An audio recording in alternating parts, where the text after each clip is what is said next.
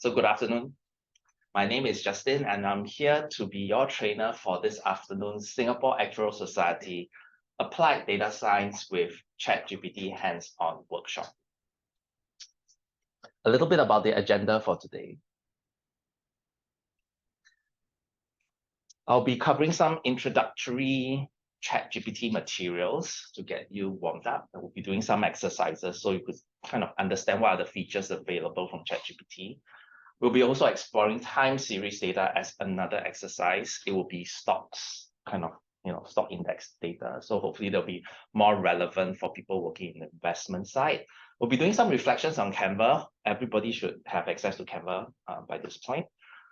This is followed, probably I'll give you a break at that point, followed by exploring insurance claims data. I have used some motor data for Kaggle as an example for today's session. We'll do another round of reflections before concluding the workshop. So a little bit about myself. I'm a qualified actuary. I don't think so we call ourselves that anymore. I think the lingo is chartered actuary. And I've been working mainly in the area of data science and AI engineering for the past few years, mainly within life insurance. So I've kind of had the hands-on experience of everything from hospitalization claims analysis, lapse prediction, customer lifetime value, claims invoice straight through processing, propensity to buy, agent performance feedback. It's a very kind of full-on, hands-on things that I typically do. I also do instructing and training in the area of data science and analytics, primarily with General Assembly, but I also volunteer with Singapore Actuarial Society and soon to be NTU. Something else that I do, I'm also a reflective practitioner as well as mentor to actuarial students with IFOA and also a certified coach. I would like to take this opportunity to thank Singapore Actuarial Society, especially the Data Analytics Committee, in organizing this training, without which it will not happen. Very much thankful to Partner Reinsurance as well for providing the venue. If not, this would not be able to happen. And especially to Mass for doing a lot of the administrative work, the mass mailing, getting all the, all your names on your stickers here. So very much thankful to Mass for organizing everything as well.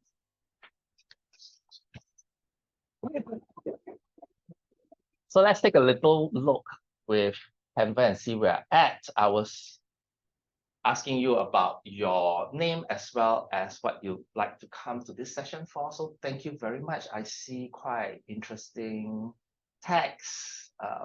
Some of you are interested to see how AI can be integrated into various workflows. Some people just want to learn. We've got someone from AIA Group to hear about OpenAI shortcuts, wanting to find out more. And what steps to ensure that the output is reliable and dependable. GI actuaries to see how ChatGPT can be applied to actuarial work. So a lot of very much applied, kind of how do we apply ChatGPT to actually get our work done, make it more reliable and dependable, both on the live side as well as on the GI side, which is great. Let's get back.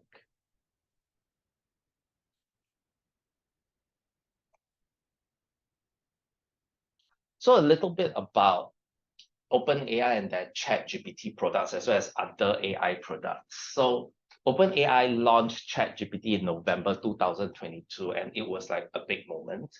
And it's been like what is described here, non-stop development ever since. Of course, pre-ChatGPT, there were other transformer-based LLM models. The most famous one probably is BERT by Google. I was using that one and was training with that one even up to 2022, 2023, before the launch of ChatGPT. It's pretty good, but it's basically at like a primary school level, maybe secondary school level. It could fill in the blanks, summarize certain passages. If you give it some information, it's able to extract, the location of your company name, what it does.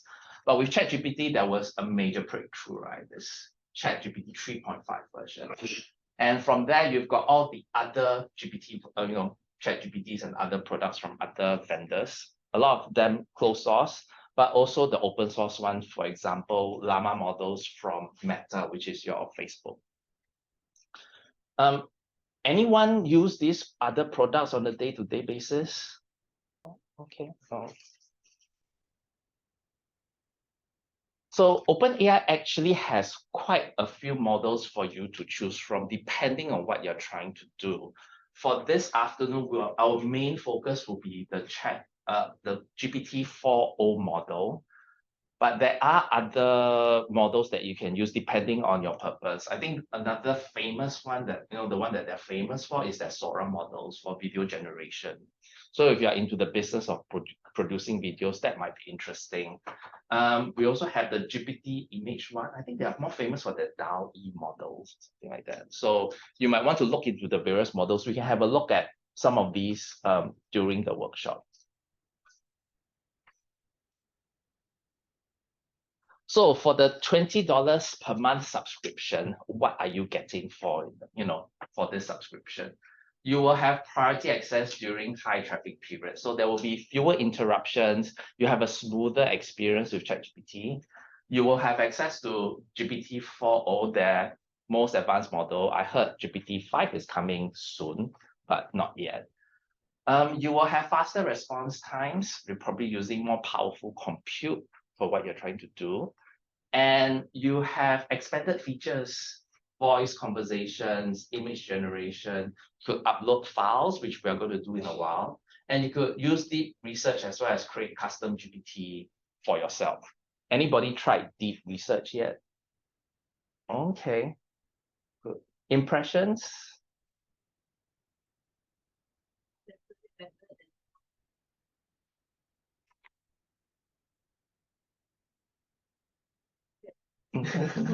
Yourself? It's pretty good for planning the holidays. Okay.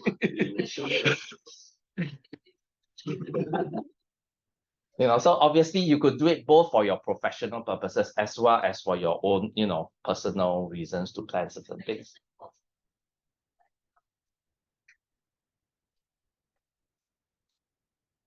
So for those who have only used the free version, that means you don't log in, you just kind of go chatgpt.com and use the features there.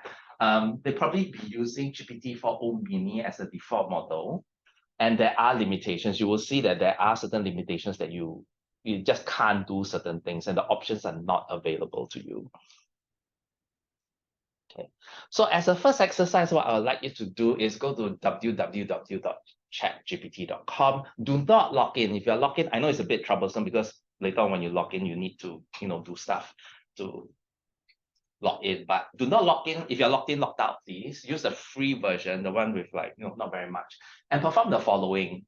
Okay, the 4 things that I would like you to do is the first one is just to get ChatGPT to tell you what are the product specs for M4 MacBook Pro.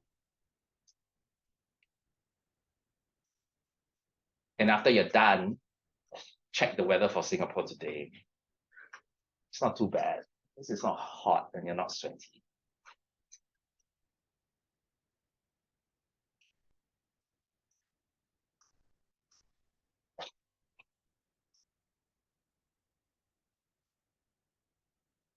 And for those who are typing very fast, you can start with the next one, which is to upload one of the image files that you have downloaded from the Google Drive.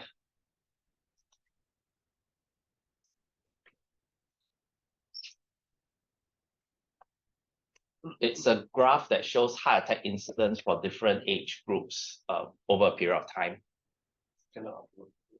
Yes. Yes. Welcome to using free versions of ChatGPT. Right. Another interesting one, write Python code for VasiChat model for those who are a bit rusty with your interest rate model. It is an interest rate model. 5 simulations, 10 time periods. And then it will typically show you the code. What you want to then do is run the code and show the graph.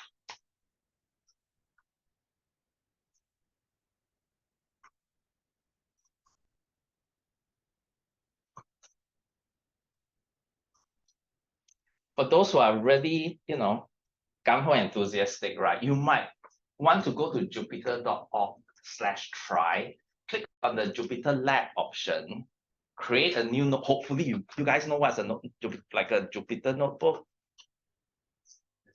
Okay, oh, thank God. Go to Jupyter notebook, copy and paste the code from the fast check model into the Jupyter notebook to make sure that it runs properly.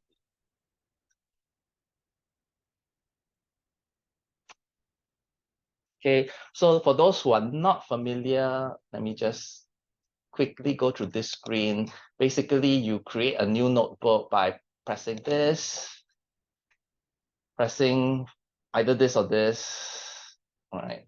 And then you copy and paste everything, the code into here, press play and see whether it works, right? So that's basically what you do. So I've done something here. My version works, but I want to see whether your version works. And you might have a slightly different experience from mine as well. And the code might even be a bit different.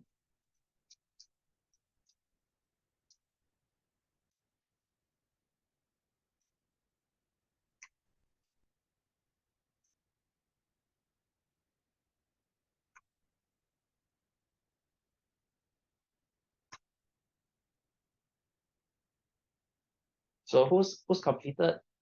Anyone? Okay, fast.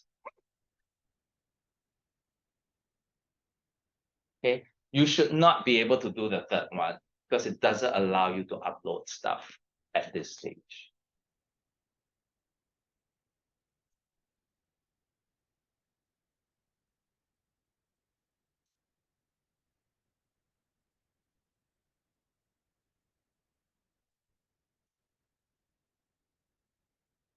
Have you managed to run complete, everyone? Okay, can we come to agreement that nobody can do the third task? Like, there's no way you can do the third task, right? Let's go with the fourth task. Everybody got code from the fourth task? You managed to get some, no, it's written out some code. Do you manage to go into Jupyter Lab and try to run that code to make sure it's running? Because there is a small probability that the code is just small probability, but non-zero probability. And that's one of the things that you should be aware of, that we always talk about having like a 4 eyes approach to our work processes and process actuaries. This is a time where you actually have a 4-eye process where you actually verify what ChatGPT is trying to tell you, because it's not always accurate, true, or like even works.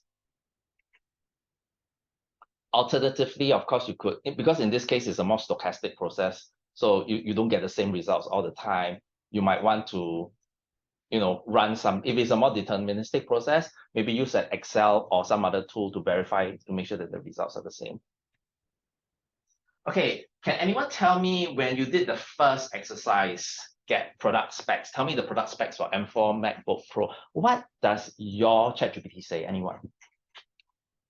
Is it able to give you that M4 MacBook Pro specs? Or is it giving you something else?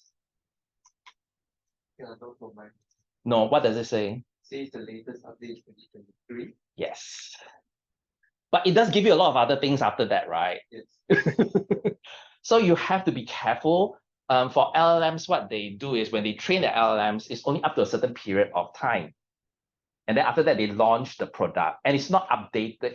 Its original knowledge base is not updated thereafter. So that's what we call a knowledge cutoff date, or whereby after which it actually doesn't know anything about the world.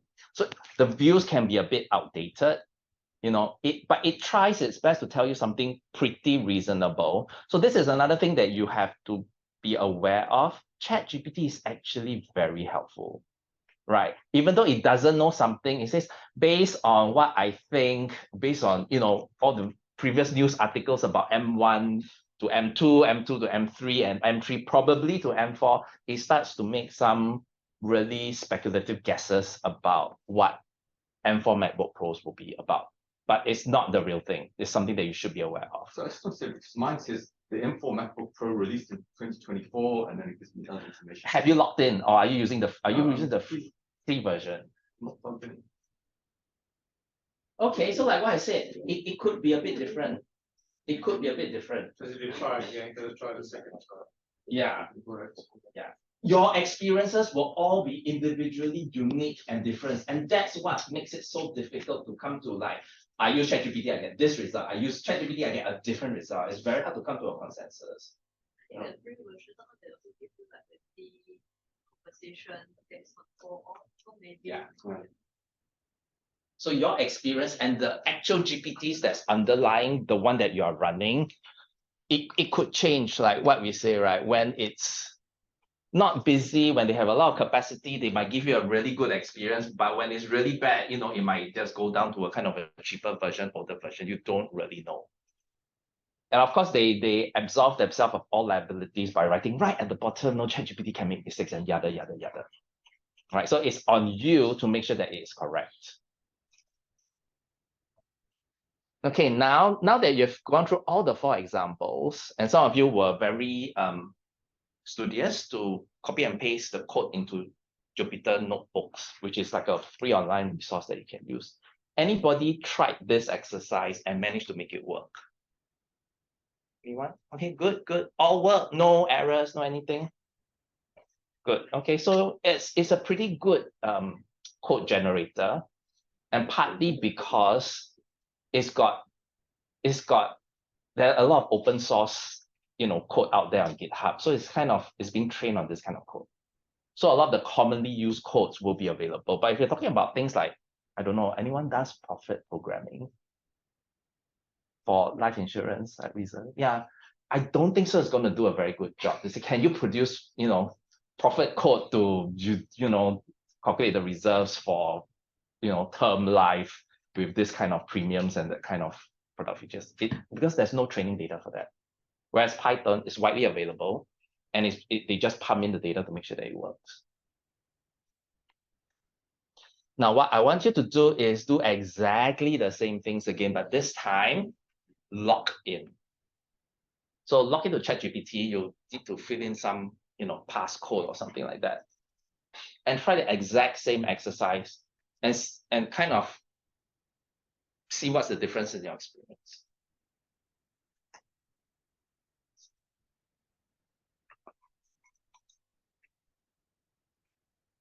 Okay, you might want to use a new tab so that you can kind of copy and paste the instruction, the prompt, so that you don't kind of type it out all over again.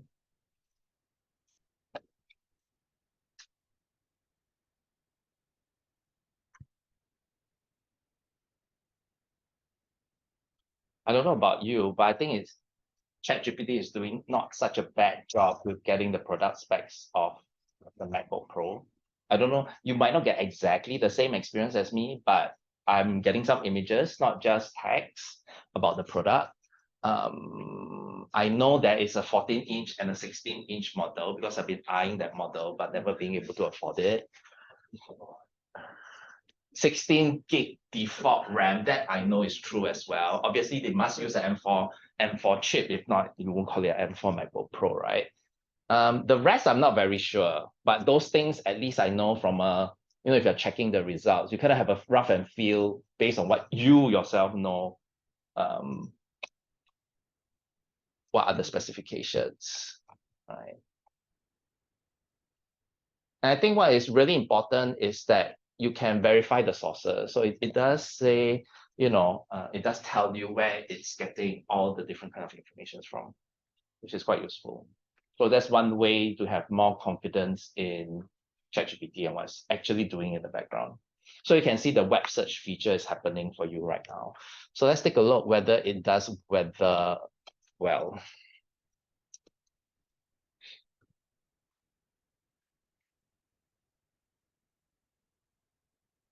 Again, it is going onto the web. It is showing you the various, you know, stuff. Seems like a kind of a light rain kind of day today, which is quite true. I believe the temperatures are in Fahrenheit, which is not very useful. So let's see whether it's like, tell me the weather in Singapore today. Temperature in degrees Celsius. So as you can see, it's not doing a very good job, right? You give it very specific instructions whereby you want the temperature to be in degrees Celsius. it does not follow your instructions. It is giving you in Fahrenheit. Okay. Of course, if you were me, or you would know in your head, okay, it's going to be 20 something, 30 something degrees. But for a young person, or someone who's just new to the concept, like maybe a 7 or 8 year old, they may not understand the concept of converting between Fahrenheit and Celsius, and they might have a confused idea between, like, is this Celsius or Fahrenheit? Obviously, this was probably American-ish kind of website, weather.com or something, where they kind of got the information. There is an API call at the back end where they're doing this. But even with explicit instructions, you can see it's not really fully that reliable. You do need to double check the results, even for very common things that we take for granted a lot of the times. I have done the VersaCheck model previously. This is logged out. This is not logged in. I don't know whether you get the results. What I find useful for the VersaCheck model is that they actually give you a lot of the formulas, things that you can, you've probably forgotten about this, right? Unless you're working in this field. It gives you the formula for you to double check. It gives you the definitions of the symbols it's using. The code is pretty good. So I find that tools like these are really good if you are like an actuarial student, or you're trying to catch up on this particular subject, or your boss says, I need an interest rate model like real quick, right? It gives you a quick kind of way to kind of look at suitable code. You might even want to convert this into kind of Excel kind of code.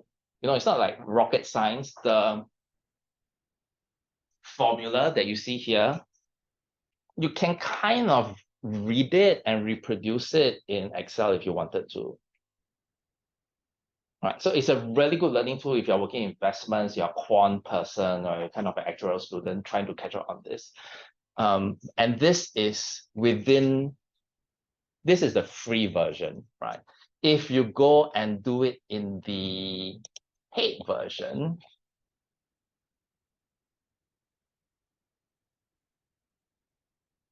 right?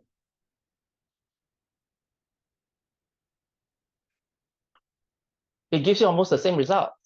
Python code, probably the same. It gives you the same explanation, the Python code, yada, yada, yada, yada, yada, and what you can further ask it to do is, these are graph plotting features. So basically, you can actually ask it to plot the graph.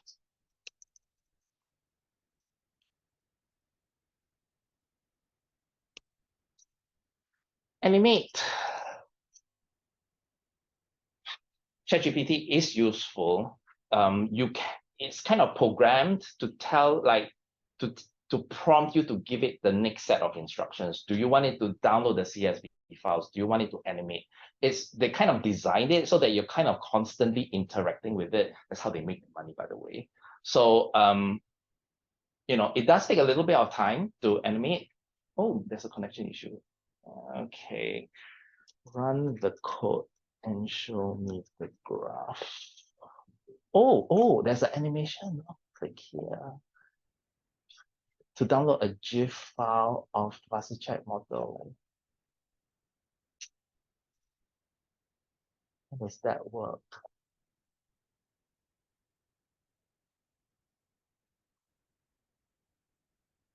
Oh, it's here actually. So it's pretty cool, right? You can see that it's kind of doing the animation bit by bit. It's actually plotting the graph for you. So it's quite clever. They can plot the graph. They also can plot like a JPEG, like a still image of all the stuff as well if you want. So it's pretty cool, pretty useful.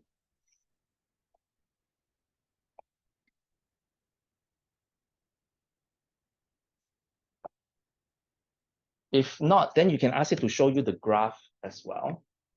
So just run the code and just show you the graph. Oh, animation again.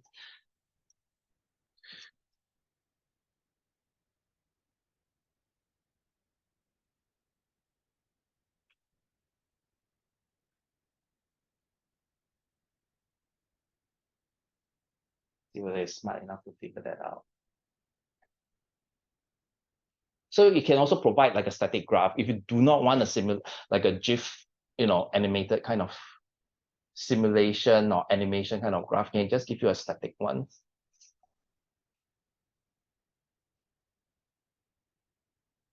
Yeah, just a static one. Okay. Is any of this new to you? Have you ever like, try to create plots of stuff? Is it the first time that you're actually encountering this kind of things? Okay, interesting. Do you trust it at this point to be able to do everything that you want it to do without verifying? Okay. But how would you check the results of a stochastic simulation?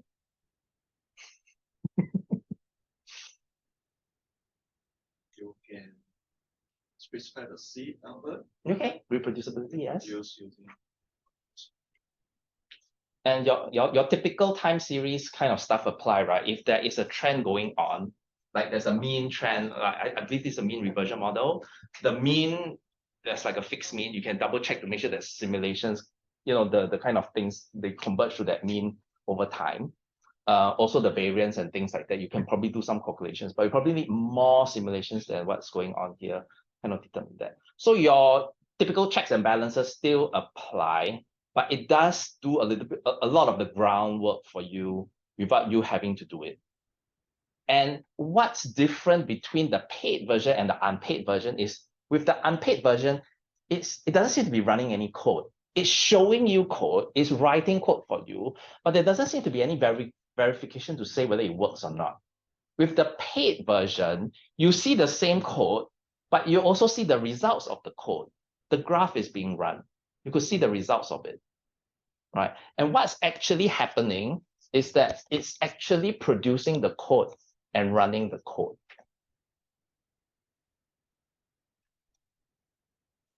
So what's actually happening with the latest ChatGPT version? Actually, it was already happening last year. And that's where I knew the breakthrough happened. It wasn't just writing code. It's actually writing code, right? It's actually running the code in the background. If the code works, it gives you the result. If the code doesn't work, sometimes there's some error. It goes through another round, rewriting the code until it works. So that's where I said, okay, it's not just spurting out stuff which I don't know whether works or not. It's spurting out stuff that at least runs. It may not be running the same right thing, but at least the code is running without error. Okay, whether it's running a Check model, CIR model, Ingo Cross model, can't remember all the model names. I don't know whether those are the correct models. I still need to verify whether the formulas are correct. But as long as the formula is correct, I can expect the code to run properly. And that's where I knew ChatGPT had that breakthrough moment. So as a data scientist that actually deals with a lot of Python code, this will help speed up productivity.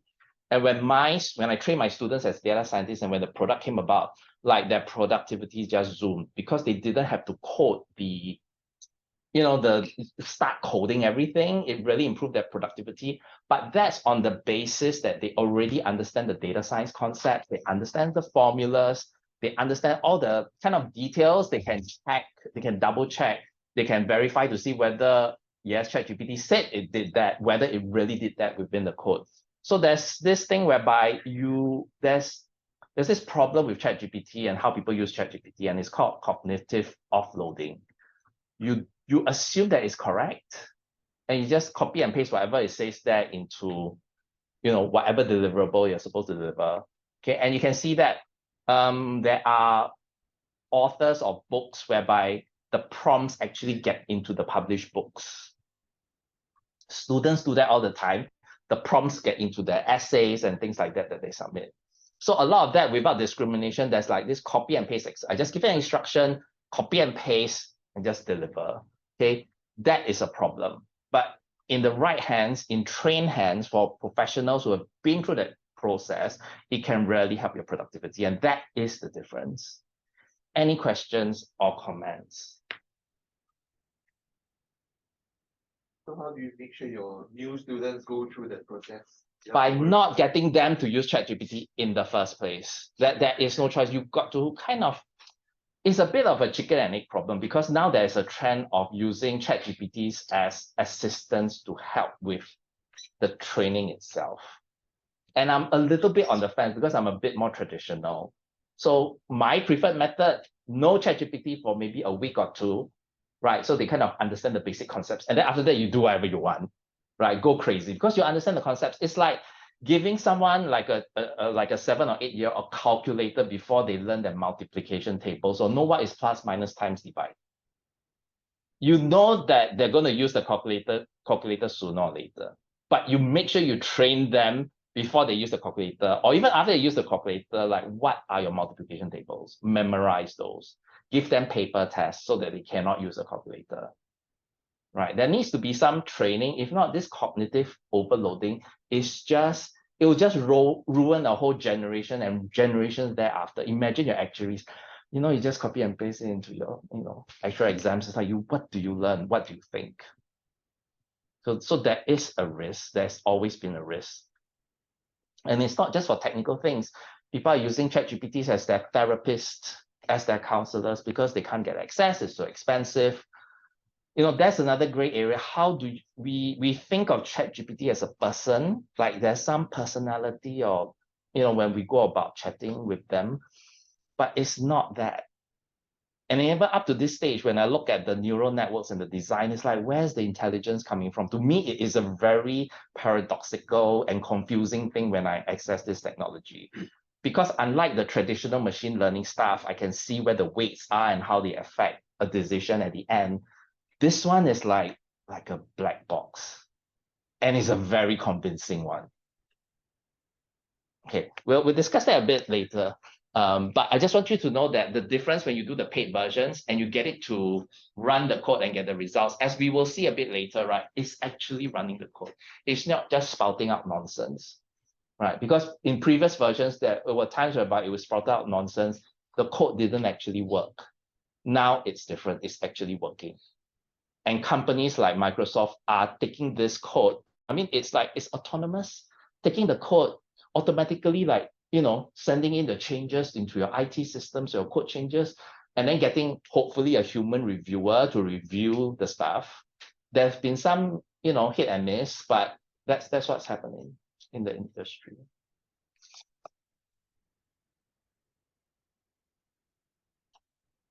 There are a few things that I would like you to explore because I think it's not explored enough. I'd like you to go to the top right-hand corner of your ChatGPT screen, go into settings, because there are a few things that you can do to customize ChatGPT and also take control of your data.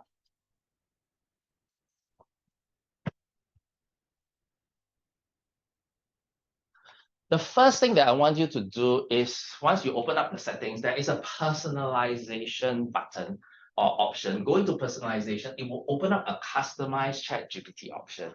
So you can actually customize ChatGPT to refer to you by a certain name, or nickname, or name.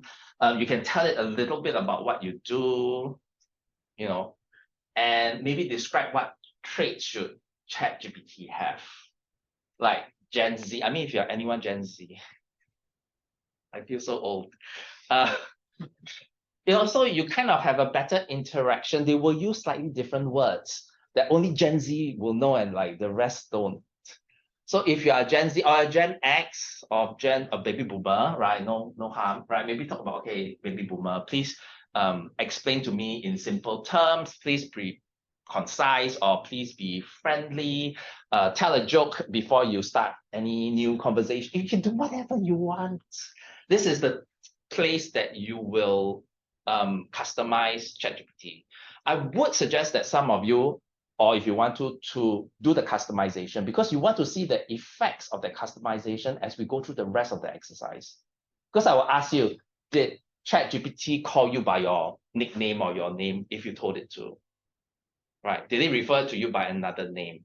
Was it using actuarial terms because you put I'm a general insurance actuary, or did it use some other terms, less technical, right? Or you purposely say I'm like a newbie to insurance. Please make sure that the instructions are simple for a non-insurance person.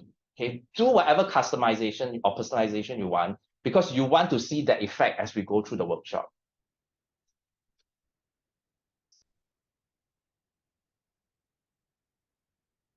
There are a few other options below as well if you want to explore, if you've got time to explore during the break, but I will leave it up to you to do that if you want. Now, coming back to the customization screen, under personalization, you could also enable ChatGPT to reference your chat history. So it has a better understanding of your style, what kind of questions that you ask, what kind of responses that you like. So enabling these and also save memories. I think that's kind of a new feature. I haven't used save memories, but it's enabled by default. These are the settings that gives you that more personal. It's when I always hear it from other people. It's like, oh yeah, ChatGPT knows what I want. You know, you have the experience that it kind of knows your history as you've been talking to it for a long, long time. And this is the feature that's enabling that to happen. So if you want some, you want to have that friendly, like a nice, someone who knows you very well, a long lost friend, or like a friend that knows you very well, or someone that knows you very well, these are the settings that will enable it to happen. Another set of settings that would be interesting to know and useful to know is your data controls. Okay, and that one particular one that is like, I feel really critical is improve the model for everyone, because with this setting on, your data, whatever you're typing into ChatGPT, is being trained on their newer models or whatever, whatever they use for training. Okay, if you do not want your data to be used for training, disable that. By default, voice recordings and video recordings are disabled, but if you're happy for them to use your voice and video, I'm not saying no. Okay, so data privacy is, not just data privacy, but also the fact that your data would be actually used for training. So it might appear in somebody else's prompt in the world in the next version, if they somewhat like write the same prompt as you, or they write, certain things out. Okay. Another thing that you should take note of is you need to refer to OpenAI's website for the data retention policy. And the reason is because they're now fighting a court case with New York Times. And New York Times is requesting, or not requesting, is demanding, or the courts have kind of said that you need to store all your data. All the prompts and data that's going through your system that your users are prompting. So there's a difference between storing data and then using that data to be trained. Okay, using that data to be trained is this setting. Storing the data, OpenAI can do that. They don't want to, because they have like certain data privacy things that they do, and it costs money to store that amount of data from everybody. Crazy.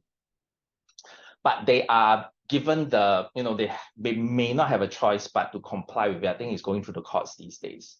So do take note, your data could potentially be stored for a very, very long time by OpenAI, even though it is not being used for training. If you do not want your data to be used for training, disable this. Any questions so far? Data privacy, how do the conversation usually go, because some of the data are private? So did you have any experience, and how do you explain if the data are encrypted, if they stored on secret servers? How does it usually go into experience? I don't really know. We don't, at least for some organizations that some people work for, I'll just put it in those terms. We have agreements with vendors, so you may not actually be working with ChatGPT directly, or your Mistral, or your, those LLMs directly. You go through a vendor, like maybe with Microsoft Azure Web, or maybe with Google, right? So Azure, your deal with Azure might have some data privacy clauses to say, okay, the LLM must be hosted in a certain location, right? Or your company might have a policy that no personal information will go into the, to LLM services. A lot of the times I see some companies hosting open source models within their own cloud systems. So that is one, the open source models are starting to be quite attractive and powerful as well. We can talk a little bit about this and what's possible in terms of, but it's really simple. You just download a huge model, right? A few billion kind of parameters, and just run it on your local laptop. It is possible these days. Any other questions? It is about 2:50. I suggest we take a 10 minutes break, come back at 3. Thank you very much.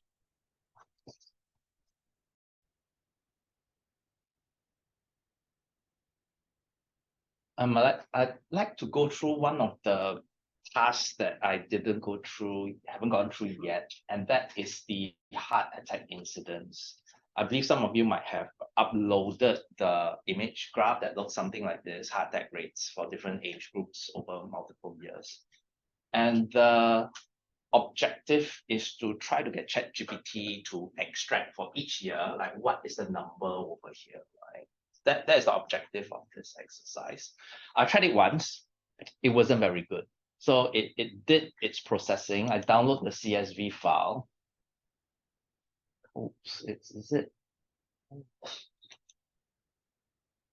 let's try to see if I can download this. So this is the. I downloaded the CSV file. Yeah, so it showed me a CSV file. I downloaded it, right? The results were not good, right? The year, basically the incidence rate is exactly the same as the year, not good. So this is the first time I tried it. So I know it works because I tried it yesterday and it did work. So I opened up a new page, right?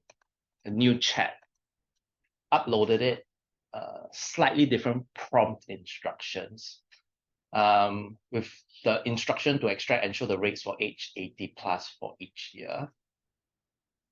And it's done a pretty good job. It works. So when I do prompt engineering, and I've seen that when I work with ChatGPT programmatically. So as I will call you kind of like end users or kind of like a retail user.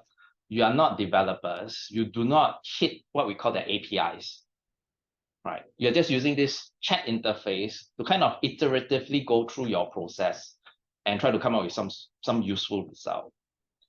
As an AI engineer and developer, we don't go through this process, right? We write very long pieces of code and then we just call the APIs and get the results. It's a very one-off kind of, I give you all the instructions, very long prompts, many tokens used. We send the request, few seconds later or minutes later, it comes back with whatever we need.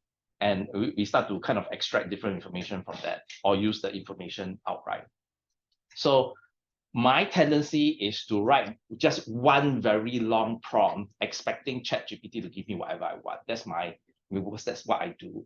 But when you're using the web kind of interface that you're doing here, you kind of need to break it down into smaller steps. It tends to work a little bit better that way. But you have to keep in mind when it doesn't work, one of the things that you can do, start a new chat, give it the same prompt, it might actually do what you want, or change your prompt slightly so that it's kind of more targeted. Like in this case, I say, extract and show the rates for age 80. I didn't say the download, give me a download as a CSV file in this case. So slightly change your prompt, see whether it gives you the exact results that you want. But technically speaking, it is able to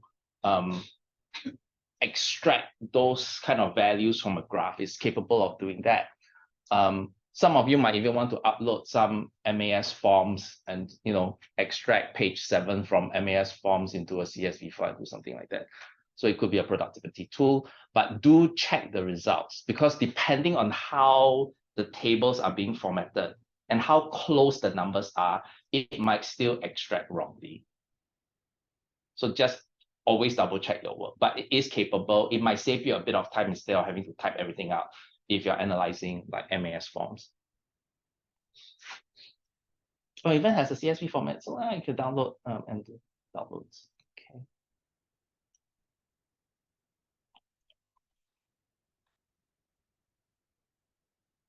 Okay, so now we're going to go into one of the more central exercises, which is to explore time series data. The set of data that we are working on is stock indices, daily stock index closing price from 1994 to 2021. There are 4 indexes that we will be looking into. I got this data from Kaggle, so you can download it yourself if you are interested. You can open up the CSV file. This is what you will see. And as a disclaimer, the following exercise is purely for informational purposes and do not constitute financial or investment advice. the organizers do not take any responsibility or liabilities from the use of this information. I think that's the best thing to do. Okay.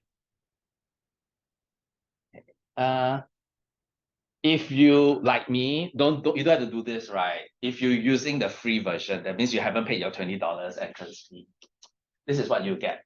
You can't do the advanced data analysis. It says try again later. Sometimes it does work, but like most of the time, a lot of the times you might get this kind of response, right? So if you are looking to be productive, you need to get things done. You don't want to start with this kind of stuff, this kind of response. The $20 subscription really does help. What I want you to do, be logged in right now, go into this option called GPTs and search for data analyst.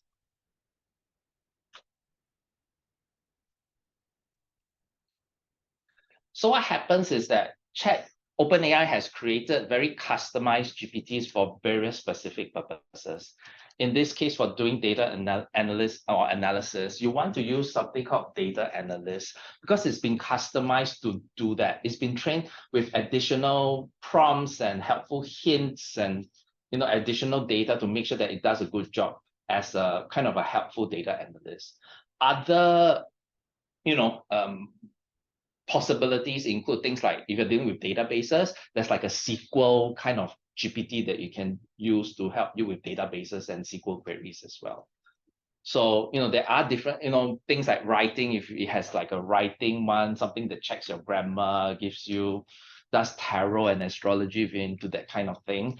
But, for today, data analyst, make sure that it appears on your left-hand side as data analyst. And then let's begin. Start a new chat with data analyst. You're supposed to see data analyst on the left-hand side. It will prompt data analyst 4.0. So you're using 4.0 with data analyst. Upload the file that you got from Google Drive. These are the stock indexes from 1994 to 2001. This is your prompt. Sorry, it's overspilled, but you have to deliver the following with a G, and then colon, and then these other stuff. This is your prompt.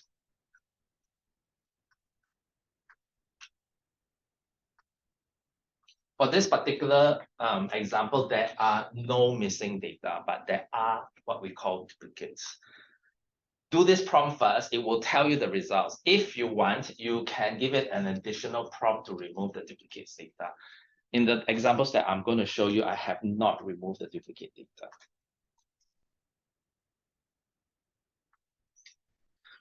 True to my style, I don't do task one at a time. I just give it everything and see what happens. Okay.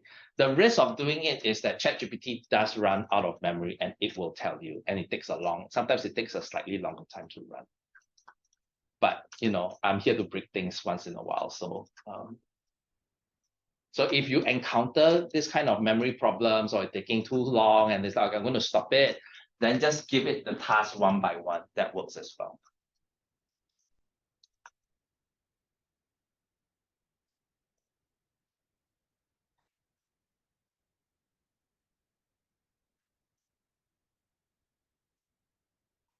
Typically, right, it's just a habit, right? Usually you give it a context. You tell ChatGPT as part of prompt engineering what kind of identity or role that ChatGPT is playing. You give a slight description of what the data is. Usually it's smart enough to figure it out, but if your column names are a bit weird or you want to give it a better context, that's why I tell it. You want to give it an overall kind of overview of what kind of task you want it to do, followed by the exact task that you want it to do. One thing that I've noticed, it doesn't necessarily do things in the order that you state. So if your order is particularly important, give it prompt by prompt, have it in separate prompts. But because of, I want to see how it works and see whether it kind of changes the order of things or does things a bit differently, I just dump everything into one.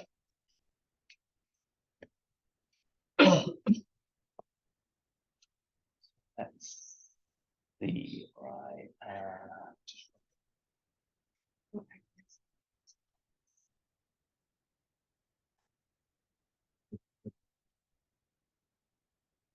Okay, so I have the exact same thing here.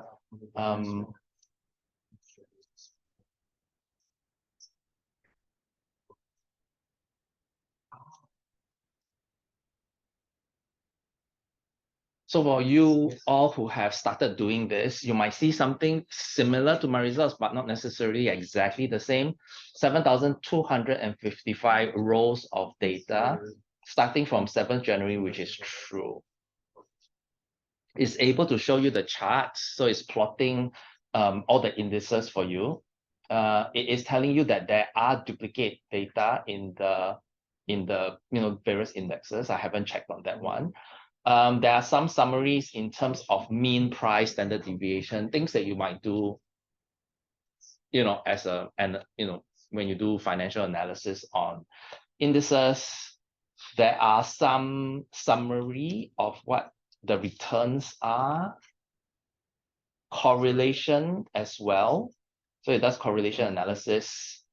It gives you investment strategy. Please take note, this is not financial advice. It's just what it thinks up. Whether you make money or not, I don't really know, right? Okay, so let's continue on. So everybody kind of experienced the same thing. Did you have what I have, or something slightly different? GPT does notification. That's what. There's no notification. Okay, so it might be something that we want to investigate. And anybody else have a different result? No duplication. Mine says has duplication. Okay, so there's a bit of hallucination going on there. But one good thing about ChatGPT, and in this case, whether you want to double check whether there's duplication or not, sometimes they have code that you can run, right? They have, for example, let's see whether I can find code. So you can actually check some of the code that it runs. So you can download the code, go into Jupyter Lab, run the code to see whether you get the exact same results. Okay, if you're uncertain about duplicates and missing values, right, specifically target, like you might want to start a completely new chat. So upload the file, analyze the file, ChatGPT, tell me how many missing cells that are there, in the file. Tell me how many duplicates. Is it duplicates by dates? Is it duplicates? Go and drill down. Repeat the exercise in a new chat history. It sometimes helps. Okay, if not, then okay, manually go through it yourself. Okay, but the code does give you an indication what is being run, what is not being run, and if it's hallucinating. So it does help if you have a little bit of programming knowledge, especially Python. But other than that, do you kind of roughly get the results? Like, for example, your FTSE 100, do you get average price of 569? Or do you get something else?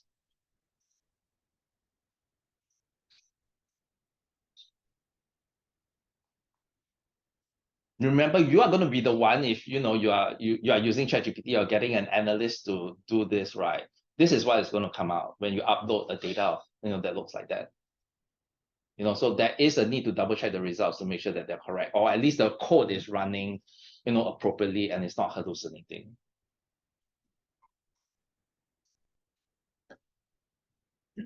Let's proceed. Okay. Like what I said, you could find the code that is being run by looking at this, but this particular icon or this, and then it will open up to show you what is the code, which you can copy and paste and run it on your own separately.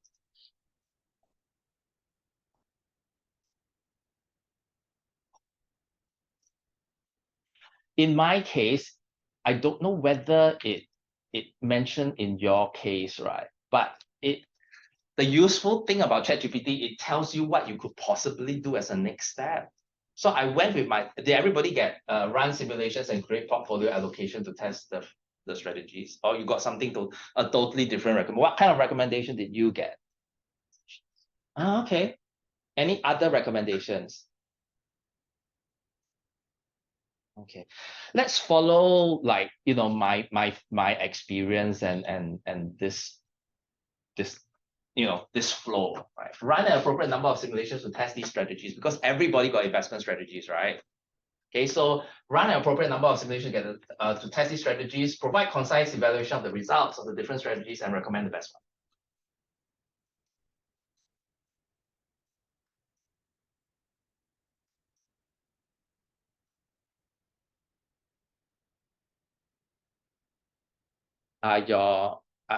Is it spewing out results, interesting results? Does the results make sense? When I ran it, this is what I got. So there's like contrarian momentum for those who are into investing, crisis investing. And mine recommended long-term growth using the S&P index as well as the DAX. What are your recommendations? Do you get a different result? Similar, very close. There's some randomness because it's simulation, so you do expect some randomness in terms of at least mean return, if not standard deviation. But is it ballpark there?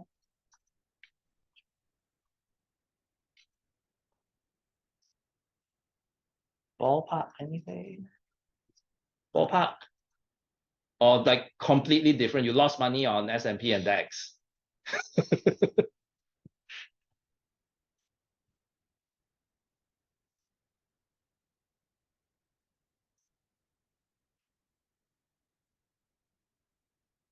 So it is interesting when you look at the code itself, it does tell you it is running some Monte Carlo simulations, 1,000 portfolios, and it's like different, it's just stuff. So you can verify the code and the strategies that's being run by copy and pasting the code here. So it's actually doing the work and getting the results.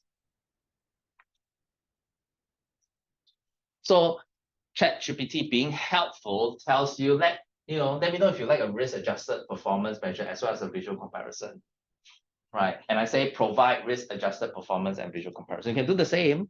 Do you have this same prompting? Did it prompt something else for you to do?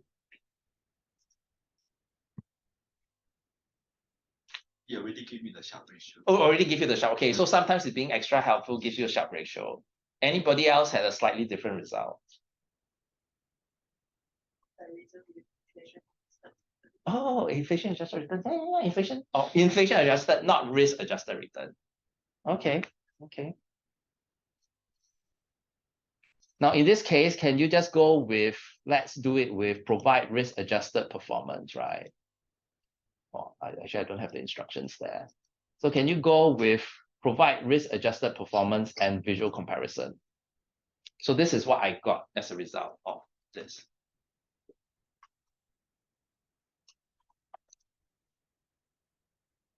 I hope you got the roughly the same strategies, the 5 strategies. I assume you have the kind of similar 5 strategies as myself.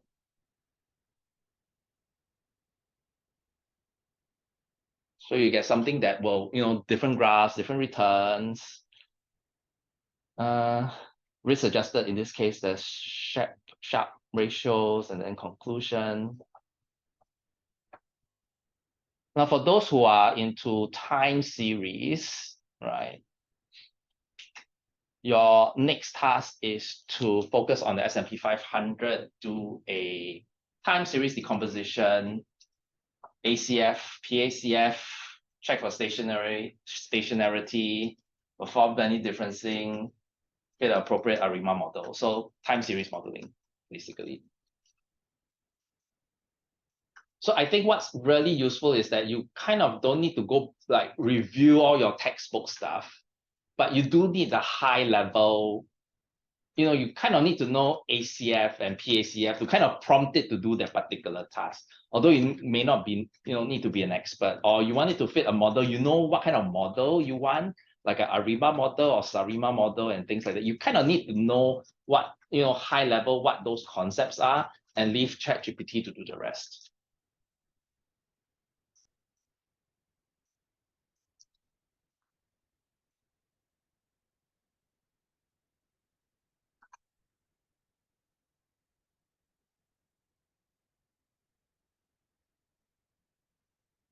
And I'm sure most of you would not remember how to check for stationarity, right?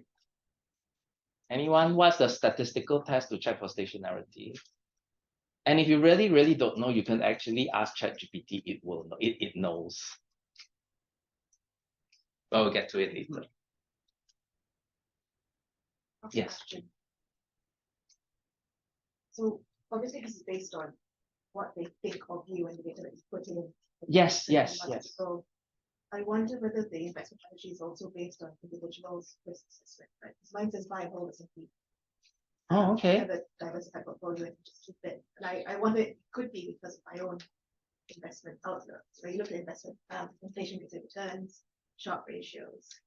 And I wonder whether there's a cognitive bias almost in terms of giving you an answer they think you would want rather than an unbiased review. It depends on there are many factors that's going to go into this, whatever output they're going to give you. Part of it is got to do with your personalization. Do you put any particular personalization stuff into your, the settings that we mentioned a bit earlier? Did you have any kind of chat history with ChatGPT with regards to this topic that is stored and it knows about you? So it tends to veer you in those certain directions. I believe it does. And thirdly, you have to understand this is random. It's just predicting the next token again and again and again, and like depending on the tokens, right? And the tokens that have passed give you the words and stuff that you see. So there's an element of randomness that's going on here as well. So it could be, and also the training data that is being trained in. Why not any other investment strategies but those 5 or 6? Because they're very common. There is code, backtesting code and things that are already in GitHub repos that are open source in your textbooks that are actually doing this kind of stuff. It's been trained on this. Warren Buffett or whatever, value investing and things like that. It's been trained. It has read those stuff and digested those stuff. It's in its weights and the billions of parameters is there. And it just so happened that we hit upon certain strategies and it's suggesting different things to different people. Suppose I prompt you did want this tailored approach, you could say in the prompt, exclude anything you know from the previous year. Yes, you can, but I don't know whether that works. You can try, but forgetting is not one of the things that we specifically train it to do. It's much more complicated than that. It will take that into consideration as part of the words that go into the whole, the whole LLM. But to its effectiveness, I don't really know. It's really a big black box. But hopefully, did you see it produce? Let's see what I got when I did this. Right. So it did produce some decomposition that is obviously a trend going on. There's some seasonal things that go on as well, and some random noise that goes on and fluctuations and things like that. Okay, take it with a pinch of salt. The data is until 2021. Okay, so COVID has hit, so it's supposed to know about COVID as well. So take 1994, yes, dot-com bubble was 2000, 2001. Take 2008, great financial crisis. Take so it kind of understands a little bit of this stuff. The ACF and PACF are, it just plots the stuff, right? It actually does the actual code itself. So you could see it's taking the stats. These are just libraries that it does it. And it's actually doing the ACF and PACF stuff. So it's actually running the actual code and giving you stuff. And it's not just, doing some image generation. No, this is like real. ACF, some results. And the next thing is,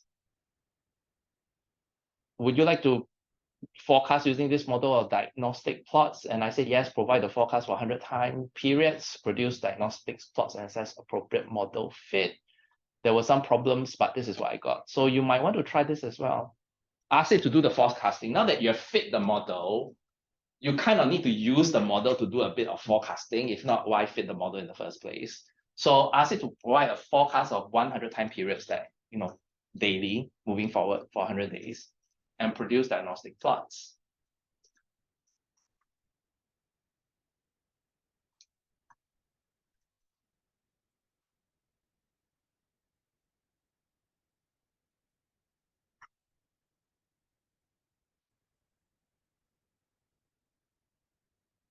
So hopefully you get something that looks like this, diagnostic plots that look something like this. Similar? Or like you don't get any of this, your results are totally different.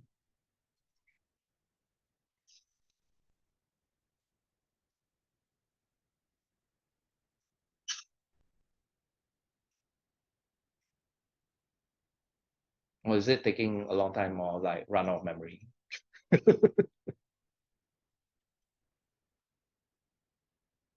So there's some, I mean, it's smart enough to give you some comments, take it with a pinch of salt, do double check to make sure that, whether the residues follow a normal distribution, do your QQ plot checks and things like that.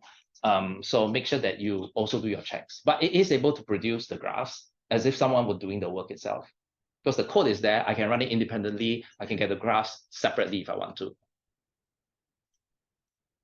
Okay, the final model is a 110, ARIMA 110 model. Do you get the same model as well? Okay, so it's kind of a bit of a consensus in terms of the model selection eventually. 111? Yes. Okay, slightly different. Okay. Let's see who makes more money, right? Okay, so now an important thing that it does, like what it says, right? It always tries to recommend the next step. And this is where it starts to break down, because you see, let me know if you like forecast, exported, or compared to alternative models. So within the system itself, it knows of other models other than ARIMA model, right? We all know ARIMA model because we trade. There's ARIMA model and profit. Now, do this prompt, compare this with the alternative SARIMA and profit models, because that's what it recommended. You do what it recommends, right? And because you will get this particular result that I want you to be aware of as well.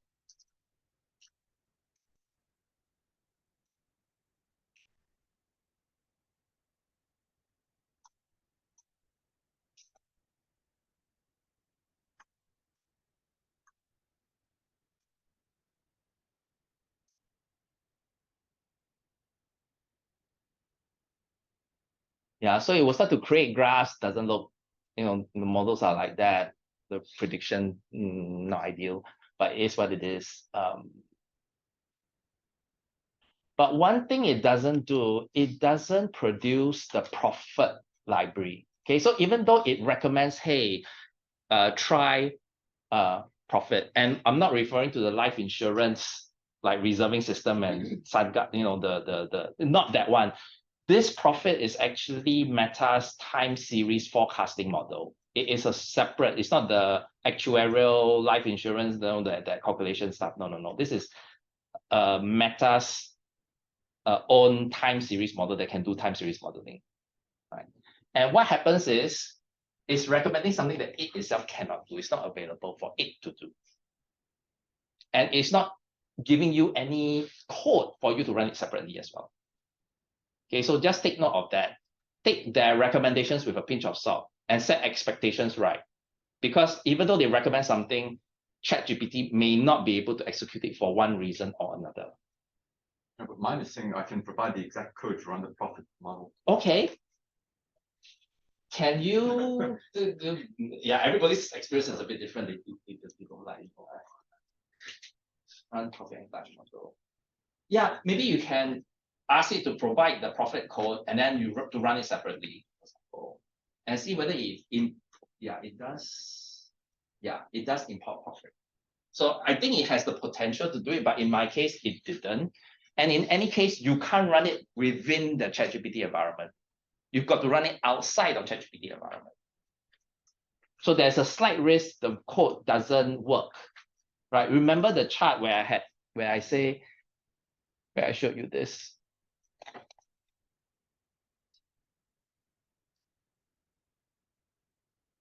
Remember where I showed you this? Whatever you're doing is verifying that the code works before it gives you the response. In the case whereby you can't run within the environment, it's just spewing out code which may or may not work. So in your head, you kind of have to figure out like, which case is it? Is it running it in the background to verify that the code actually runs, even though it may not be running the correct stuff that I want it to run, but at least it works. Versus it's just spewing out stuff. I need to go and verify separately the code is actually running correctly, and then further verify that it's running what I want it to run.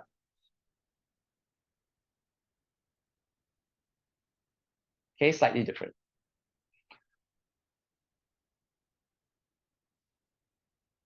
Sarima. So another thing that I asked it to do, or it suggested, is a back testing over the 94 to 97 period. Did you have this suggestion? Okay, so can I suggest that you write the prompt, perform back testing over the 1994 to 1997 period? Because I said yes, but because you didn't have the prompt right, you need to write the prompt, perform back testing over that period.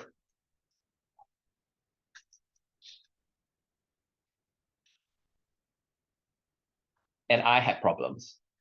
So, or the Sarima kind of failed in the background, it's trying, it's trying, right? Remember that loop, that cycle, say, okay, I'm trying, like, does it work? Okay, it doesn't work, right? And then they do some correction in the background to kind of try to make it work.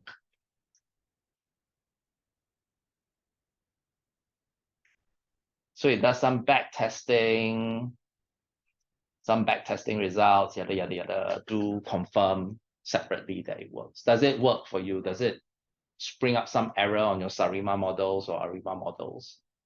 Or it just kind of throttles along and does what it does?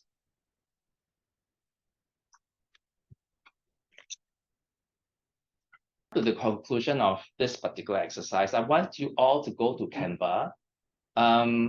You might want to discuss with your neighbors about your findings and how your findings are different from your neighbors. And then in Canva, in exercise 2 area, use sticky notes or just your text boxes to say what worked for you, what didn't work for you. What do you notice about Data Analyst GPT's response? For those who already have subscription, if you did not use Data Analyst as a GPT and just use it plain, do you have a different experience? Or you might want to try it, on your own time, right? To run the exact same process, but without the Data Analyst GPT, just use the plain one, but locked in your Plus subscription. Did you notice personalization? Anybody did personalization? Nicknames? Did it give you the nicknames and things like that?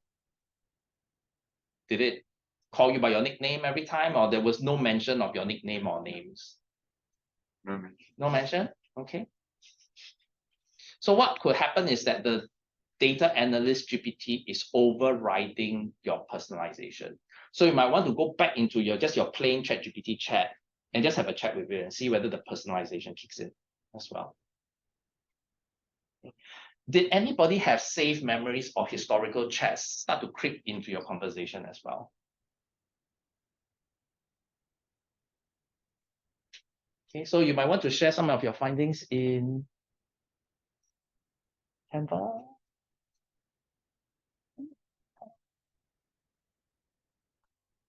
So in exercise 2, you might want to share your findings.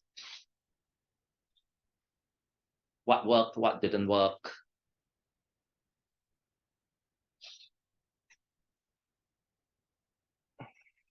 What do you notice about ChatGPT's response?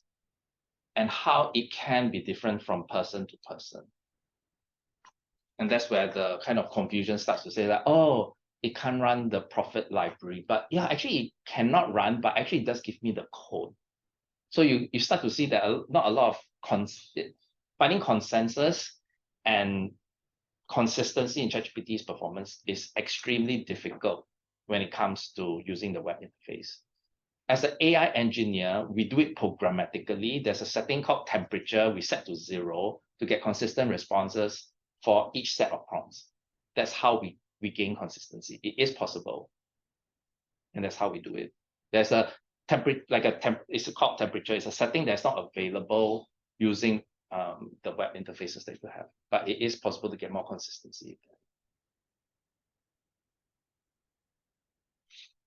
Okay, let's take a look.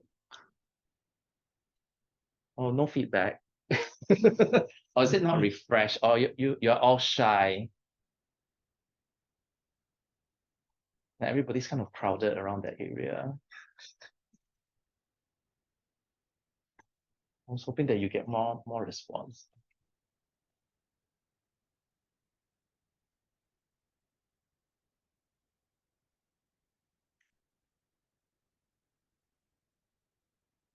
It's okay if you don't want to give a feedback. We can go around the room. Anybody wants to share their experiences of this time series exercise? Was it useful to you? Were you expecting ChatGPT to have this kind of capabilities in the first place? Before you came into this workshop, right? Were you expecting ChatGPT to be able to do the kind of analysis that somebody who had to study, I don't know, your time series stuff as an actuarial student or quant person, right? Were you expecting ChatGPT to be able to do that for you to this degree? Assuming that is correct. I didn't know they had something like a data analyst. Okay, so data analyst is new, okay. Would you trust the investment strategies and advice that ChatGPT is giving you? Good reference point. Good reference point, yes. Okay. Actually, I'm quite surprised on how varied it is for each of us. I was expecting it to be more consistent, given that we all use the exact same data, we use the exact same model, we use the exact same Prompt time as well. Time, yes, So- it can be different. Something to take note of. Anything else that surprised you in this exercise? Do you like the charts and the diagrams that it was giving you?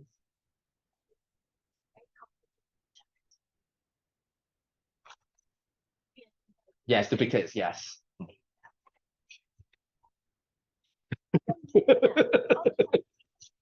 Okay, fair enough.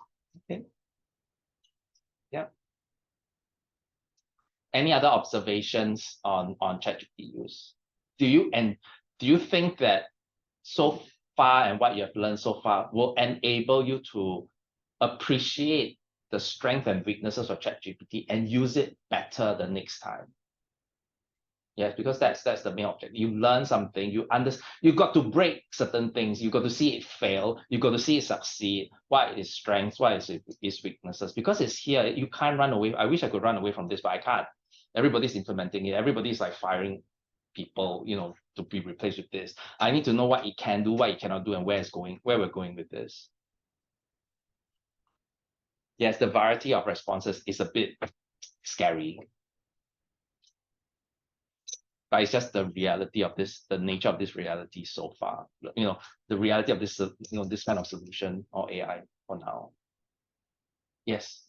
I just want to mention something. So I understood that we have the possibility to have access to the code, check what the ChatGPT is doing, right? Yes, but not all the time. Not all the time. Not all the I'm just time. thinking that if I really want to trust what ChatGPT is doing, I have to double check maybe the code behind. Yes, you double check the code behind. So in a lot of the examples. You must be able to read the code and be able to be quite good in Python because everything is Python, right? Yes, everything is Python, definitely.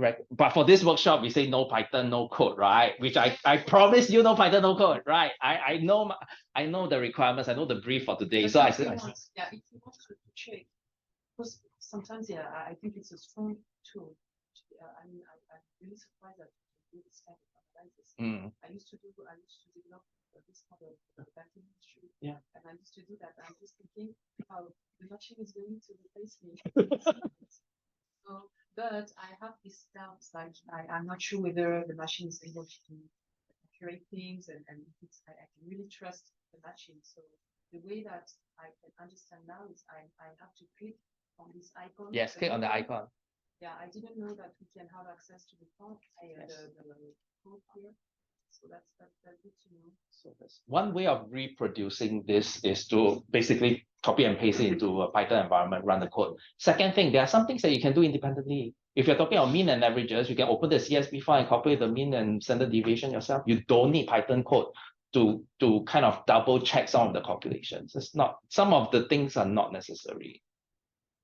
But some things, yes, you do need to open up the Python code to say, okay, are there any duplicates? Did it actually check for duplicates? Where's the code that's checking for duplicates? Can I run it independently? Can I see the before, after? Can I identify the rows that are duplicates or rows that are missing values? How many rows are there? How many cells are there? I can check independently. Or I can check through the code to see which part of the code is running, do a print of stuff before, print after, if it's kind of removing some rows or removing some cells. You know, that's how I typically do it. I don't fully trust ChatGPT. I mean, I read Python code, so it's not a problem for me. But even then, I would say, okay, I run this code. Before I run it, how many rows that I have? If it's going to eliminate 10 missing values because it tell me there's 10 missing rows with 10 rows with missing values, after I do the elimination, it's cleaned up for me. Do I get 10 less rows? So it's very much common sense checks at this stage. But And we can do it because we are under GPT Plus, right? Because if it's not GPT Plus, we cannot do this kind of data analysis. it's a bit dodgy. Sometimes I was able to access data analysis even though I didn't pay it. But it's like in the example, the screenshot that I showed you, it just says no. So to be safe, right? And for this particular workshop, I purposely tested without and with, because I also want you to appreciate what you're paying for. Okay, and there'll be other things that'll be highlighting because you paid $20, right? You want to make full use of it, right? There's things like deep research and custom GPTs that we can talk about and chat about later on as well. Because it might be just a one-off thing for you, but you're paid for certain features that only Plus customers have, or in deep research, right? Free customers 5, you can do it 5 times. Plus customers can do it 25 times. So if you have questions about what's the meaning of life and some very complicated questions, get it to work, or you need to write a long report or do some research into something. Now is the time to do it. You pay it, do it. Any other questions? Yes. GPT-40 versus data analyst 3 of the other platforms, which may use more advanced. Why do you think more? I don't know. It came out as a default. I suppose you can pick more advanced models. Currently 4.0 is the most powerful one. You could try 4.1 or 4.1 and 4.5. This is, research. So go try it. Okay, I just tried the default. Some may not allow you to upload your files because it's specified to do coding, right? So you will not read your file, read your or you not even connect to the internet. This is so special. So 4.0 is the one that is more Does everything, yeah. Yes, sure. I know it's not Python coding class, but would you have any recommendations for who's not familiar with Python? Go in, decode, understand it better, so they could use this now. Nuanced. It's like trying to ask an actuary. I don't want you to learn like interest of time and interest and discounting and stuff like that. You as a profession, we need to step up. And because I work in the data science space, it's like Python is a must-have. It's like you're asking an actuary who doesn't know how to use Excel. It's like, no, I'm not going to hire you. That kind of situation now. It's almost like a must-have. Are there any resources that people want actually? There are, if you go on to Coursera, there's, I think, this is not a recommendation, but University of Michigan has like Python courses that we can do. And at the end, I will refer you to additional resources so that you can continue your learning journey. So we'll talk about it later on. Any other questions? If not, I think we're due for another break. Come back at just before. Oh, yes, please. Oh, please, questions.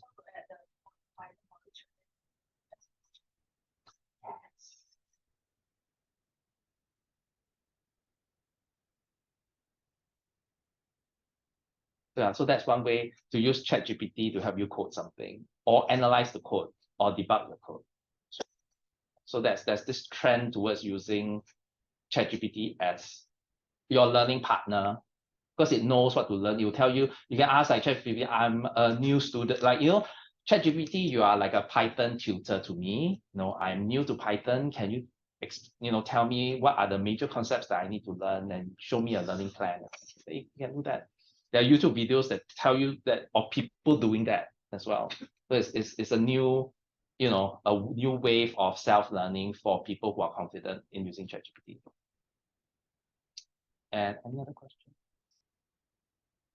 If not, let's go for a 10 minutes break, come back about 4 o'clock, and we'll continue the remaining portion.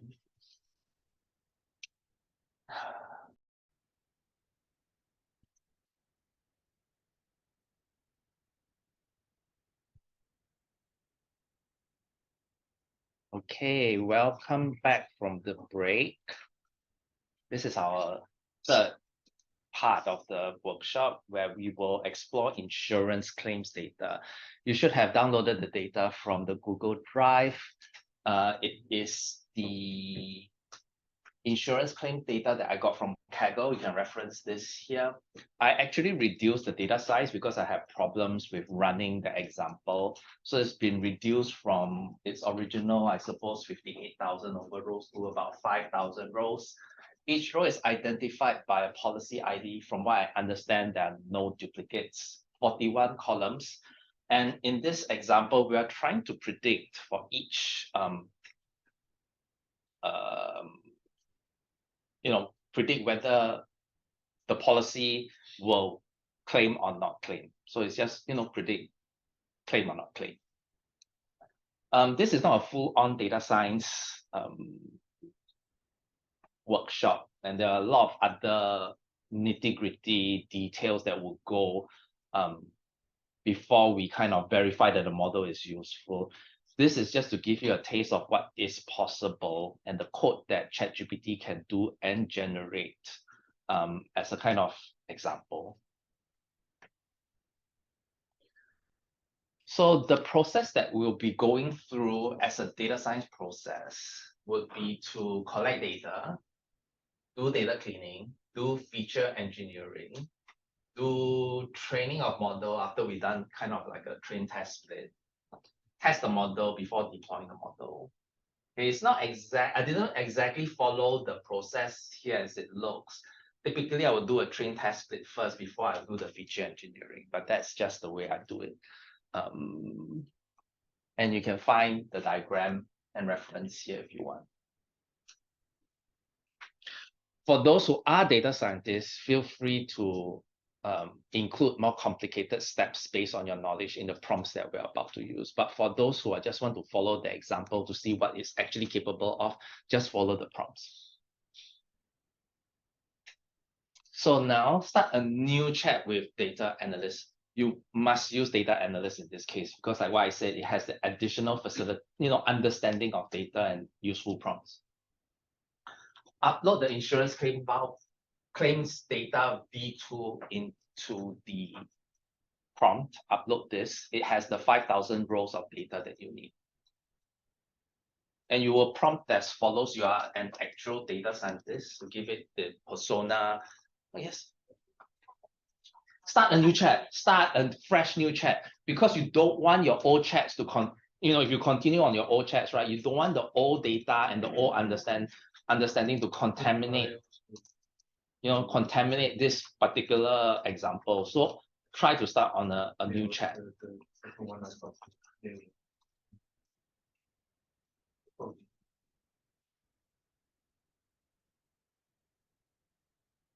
So the initial phase of any data science project typically includes exploratory data analysis and to provide some insights into the data.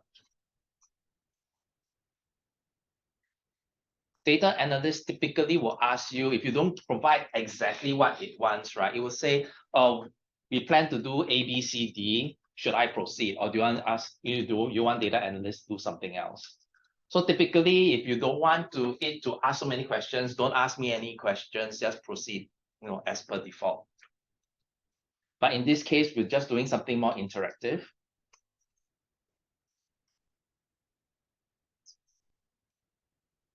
And sometimes, even after the results, you might want to say, I didn't really get what I wanted. So maybe you might say, provide summary statistics, distribution of various columns, and correlations of numerical columns as well, if it doesn't give you what you want.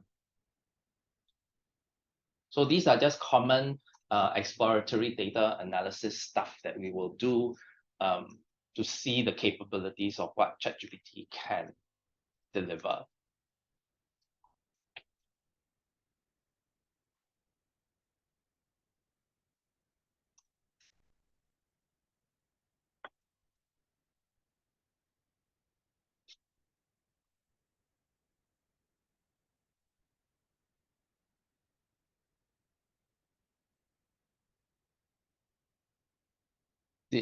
Do you all have some sort of results coming out? usually it will say number of rows. And if you talk about, if you mention about missing data and duplicates, it will also mention, it will, tell you whether there are any missing data and duplicates. From my experience, I believe it's no, but yours experience, I don't know whether it starts to hallucinate. Let's see, missing data and duplicates, missing data and duplicates.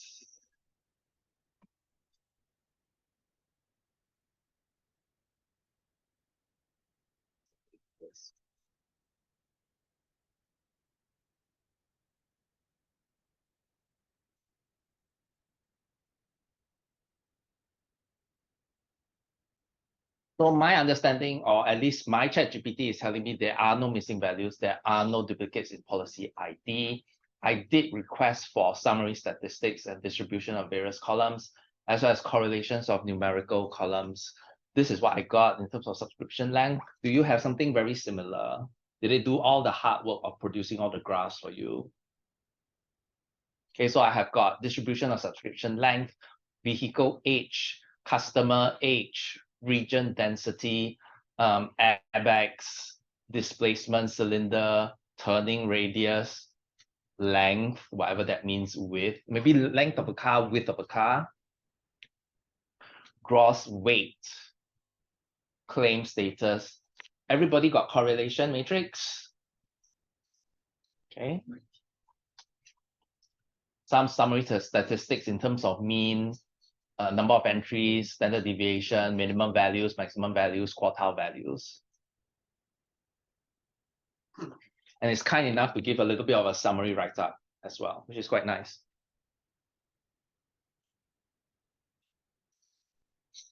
Okay, so the next one is a bit of a bigger ask, and you might have problems with this one, right? So I'm going to write the prompt here.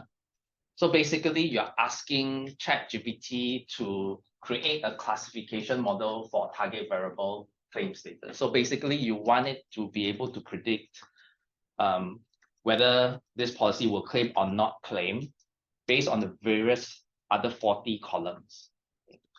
The requirement is that you do the train test split 70-30 with random state set to 771, so it's reproducible.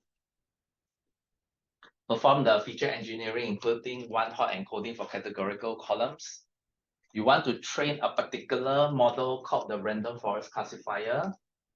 You want to show the results based on these metrics. And you want it to provide recommendations on how to improve the model. Okay. Some of you may hit memory problems or memory issues.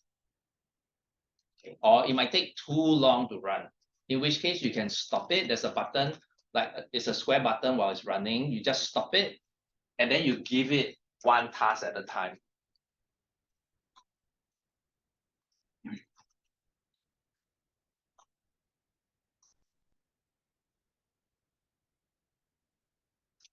I see most of you have completed.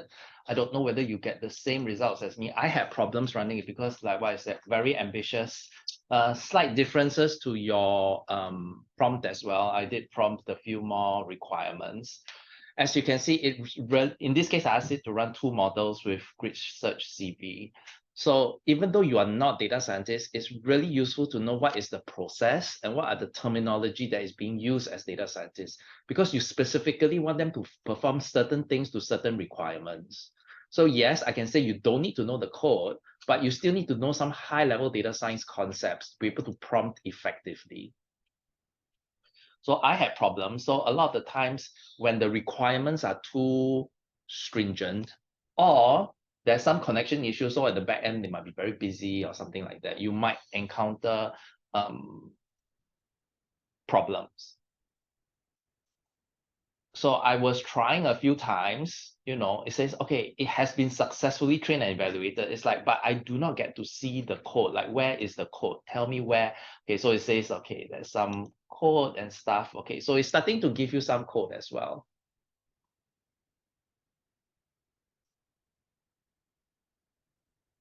So I told it, okay, let's break it down into simpler steps, like what I told you, right? If it can't handle the whole prompt, break it down. Start with 1 or 2 tasks. Okay, so in this case, I asked it to do the train test split, as well as to do feature engineering, So it does transformation of the features, it does train test split, and I can double check the code.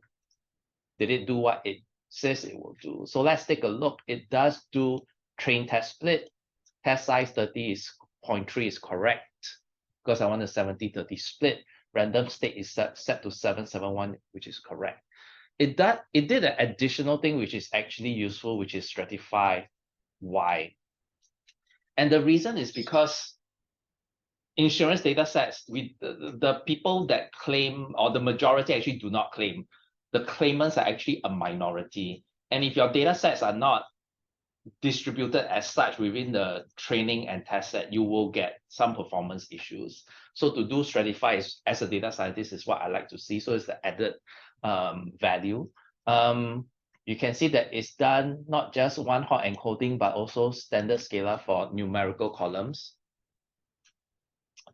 Data transformations.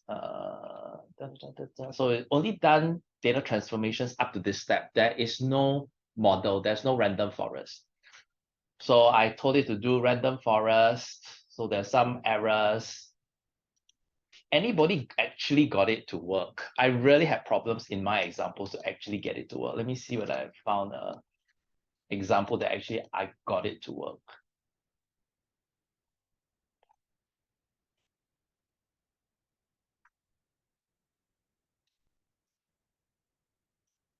So this one seems to be the one that I actually got working. No, this one is not.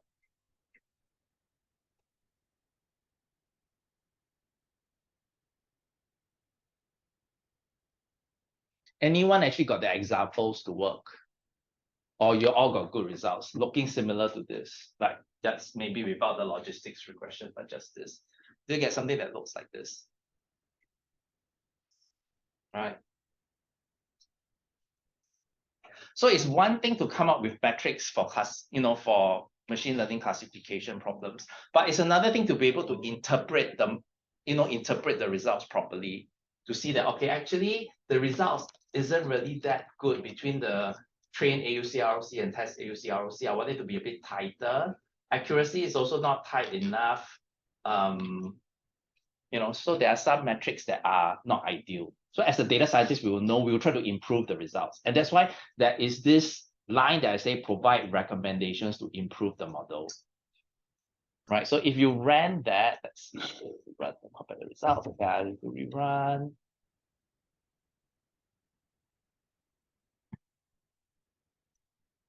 So you might want to implement some of the things that ChatGPT in this case say run small, run XGBoost. Okay. But for our example, the next thing that I want you to do is explainability, because a lot of the regulators, a lot of our non-technical stakeholders, is that I want to understand what the model is doing. I need to understand why it's making the decision it's making, which are the features that is actually pushing the model to say yes or no, this will claim, or this particular policy will claim, or this particular policy will not claim. So once you have built the model, make sure that you are able to build the random forest model. There is a model and some model results. Proceed with create a chart to show the top contributions of the top 10 most important features, as well as to create partial dependency plots of the top 3 features. See whether it produces the stuff for you.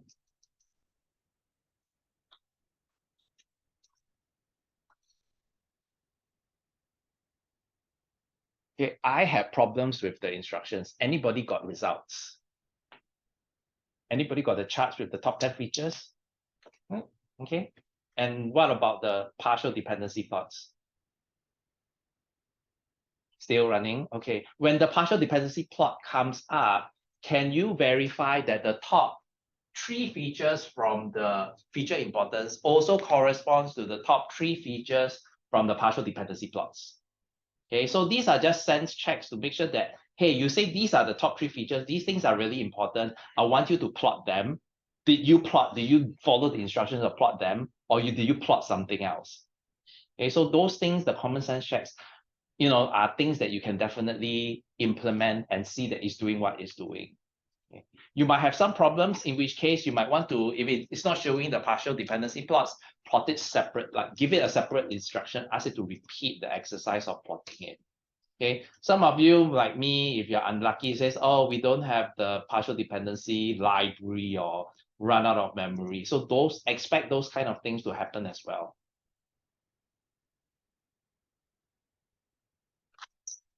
Okay, don't try the shared features, but for those who want to, you can try.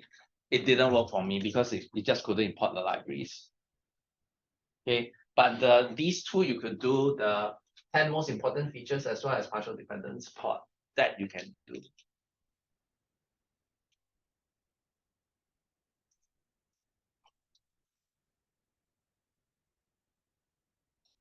Managed to get some partial dependence spots. Good for you. You've got a better time with ChatGPT than myself.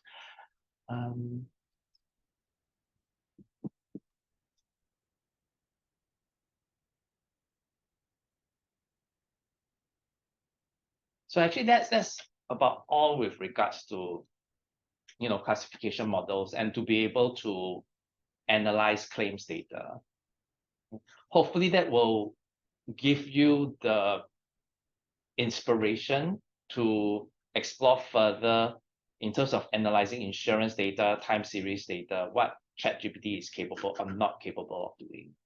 You might even want to compare the results against what's happening at work. If your workplace actually provides a GPT model to kind of see, whether the features are on parity, which one does what better, does it have, code generation features that you can double check, does it create graphs? So these are some of the things that you can actually do. Okay. I know you guys don't like to use Canva, so shall we kind of go around the table to kind of close up this exercise? There are a few more, I know we are a bit early, so there's one or two more things that I can still provide to you that are prepared just for this, because, we kind of finished a bit early. Any observations or questions? Yes.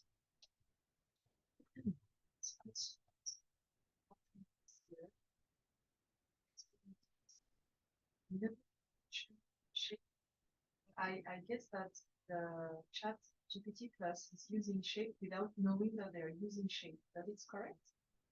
Or I mean the top 10 important features, we have a graph. Yes. And we have the top 10. So is it from shape or it's something Look at the different? code. Look at the code. If you're not certain, open up I'm the. not sure. That's why. Yes, no, I'm not sure as well. Nobody is sure until we look at the code and see what is running. Or is it just writing stuff without even running code?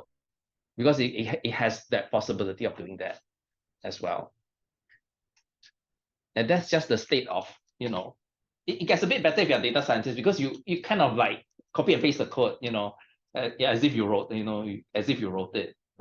It really helps with the workflow as a data scientist. But for someone that is unfamiliar and like, okay, does it work? What is it producing the stuff that I want? If you don't check that it's writing the code and you don't understand the code, it's very hard to verify. Typically, if I talk about feature importance, I would say that it will not use shape. It will use and I specifically say random forest because random forest can produce feature importance. It has feature importance functionality within it.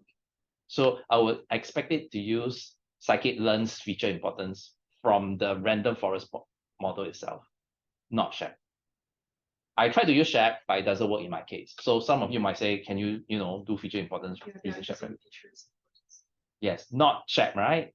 Yes, but you can prompt to say, can you try doing feature importance using shape values? It doesn't work, or does it?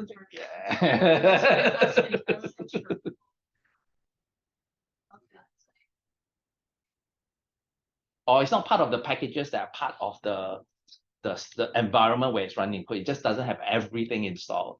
So this is one of the things that it just doesn't install. Any other questions or observations?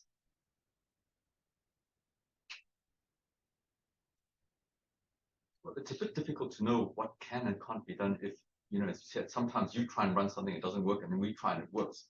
So imagine that you're working in the company, you say to someone, hey, just use ChatGPT to do this. And they say, sorry, I can't do it. And you say, but I can do it. Then how do we know? How reliable is it that? I think after a while, you kind of have a feel what it can or cannot do, and when it's throwing a tantrum, right? And it comes with experience. It's like getting to know your kid, right? It's like your kid, you know, sometimes hallucinates, throw tantrums, tells lies and things like that, right? As you kind of familiarize with the tool, you really get a good, you typically tend to get a good feel what it can or cannot do. And you get a feel when it's actually throwing a tantrum. Because there are days when ChatGPT either has some sort of outage or I think recently they had this new update whereby it started to be a bit too friendly and kind of, you know, trying to kind of, you know, curry your favor or something like that, right? There's some term that they use. So you kind of get a feel of, you know, something's not quite right. Let me try again tomorrow or 5 minutes later. Try a new chat. Typically, try a new chat. That typically helps because it wipes the slate clean. You're starting fresh again. So hopefully that will, I don't think so it fully addresses your issues, but think of it something like that. But can you get a reasonable sort of, you know, what the phrase, like a static model that you can keep on premise? Yes. So yes, typically when we as programmers do it, we don't use this interface, right? We programmatically write some sort of long Python script. We will include things like temperature, the number of maximum number of tokens. We will specify which GPT to use because even now, some of your GPTs may not, you know, depending on using free or whatever, you know, it might downgrade your GPTs if you exceed certain limits or it doesn't have capacity. We specify which GPT we want to use. We specify temperature. So based on this particular prompt, it will always give that particular response. So that is how we nail it down. But we kind of do it on a more, how should I say, industrial scale. You know, we don't do it. We've already gone through the iterative process to get the best possible prompt. And we're just using that prompt for each use case. You know, we're just sending everything there.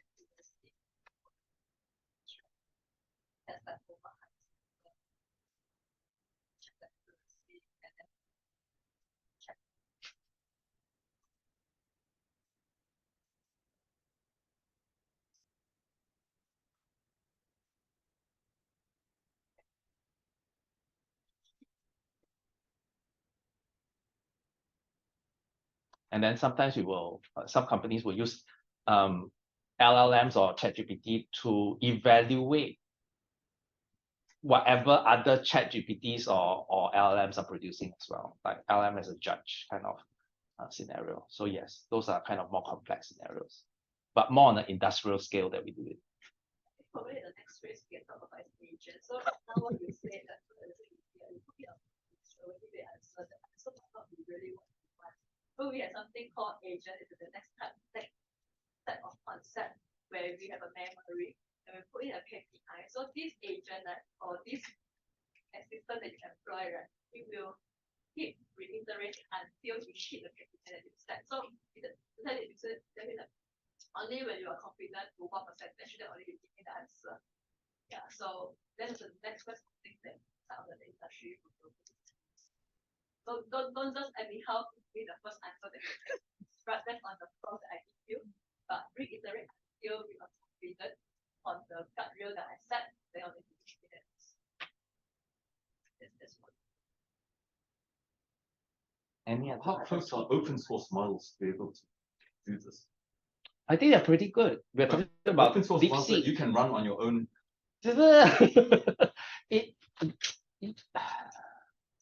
There are open source models that are pretty powerful.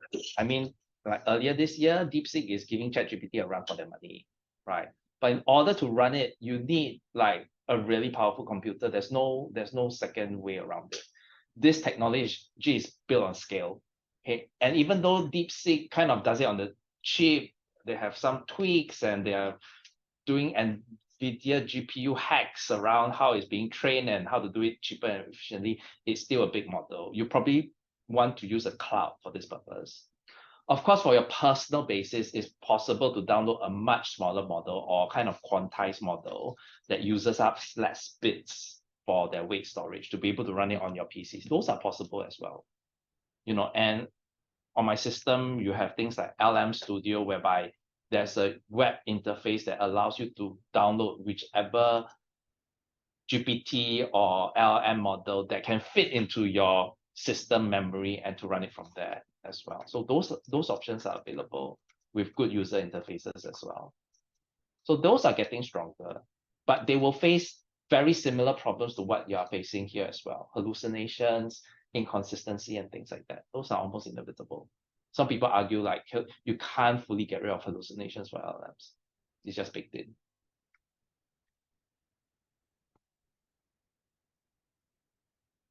Any other observations or questions? I know we're a bit early, so I'm going to go through two other features that I've observed in now that you're paid the Plus subscription. I want you to kind of make full use of the service, right? Okay. So one of the things that I tried is to, because I'm not an IFRS 17 person, so I kind of asked it to do kind of research on IFRS 17. Right? I know this is very long, but you know, that's what you get, right? So what it can do is it can actually do research for IFRS 17. There's the option. Let me just, you just give it a very simple prompt, right?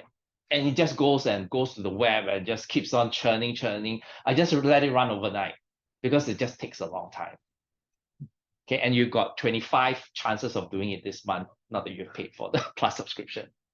Okay, so it will typically ask you what you're looking for. So it's pretty smart. Like you give it a very big topic, right? You're like a research topic. And then it's like, okay, given this topic, I could cover these kind of subtopics or focus the research on. Which of these do you want? So I say, okay, I'm not interested in case studies by country or company, but I'm interested in the rest. So I'm saying I'm just interested in all this. And it just starts to it just does the work. It will just keep on running, churning, and then it will share the references. I can show you an example. We can start this as well. It's a new example, right? Okay. So let's do like, okay, what is the meaning of life, right? Because what other problems will you ask, right? What's the meaning of life? And you press research. So I've used out of the 25, last night I used 1, so I'm left with 24. So all of you should have 5. So please make use of it because you've got like 25 a month, right? Don't like, lose out, and then like you could ask it to connect to various things, do web searches, connect to different things. But obviously if you connect to Gmail and things like that, you kind of need to configure and approve of the, I don't know, I've never experimented to that extent, but to the extent that it does web searches, okay, fine. Okay, now get to work, right?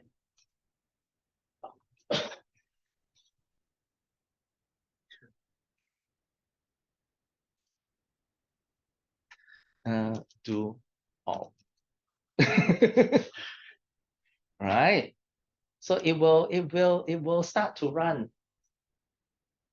Right. So it's starting to do the research. You can almost feel that it's thinking in the background and crunching the numbers, going through the CPUs, creating carbon dioxide and polluting the environment as you're doing this. I'm not joking, it is.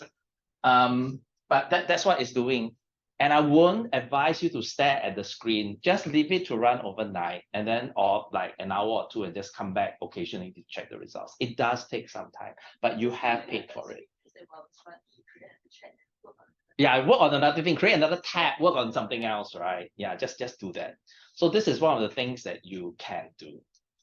Okay, for whatever profound research or questions that you have that you want to ask. The second thing that you do, or you can do because you've paid for this, right? So this deep research is another one. You can actually create your own custom GPT. We've used data analysts throughout the entire session, but with this $20 paid subscription for this month only, you can create your own custom GPT. So if you want to go through this exercise, you can, go to chatgpt.com.gpts and click on the create button. So if you want, you can do that. But you have to keep in mind what GPT you want. It's in the slide, so you don't have to actually take but I'll give you this with this included. You don't have to, you have to have an idea what GPT you want to create. Do you want to create an actuarial GPT or a time series GPT or a storytelling GPT for your kids? It's up to you, your imagination and things like that. If you really run out of ideas, let me just go through what GPTs are available. So if you go through, okay, so it's working, you can see, it's going to Wikipedia and looking through what's the meaning of life while it's pondering the meaning of life.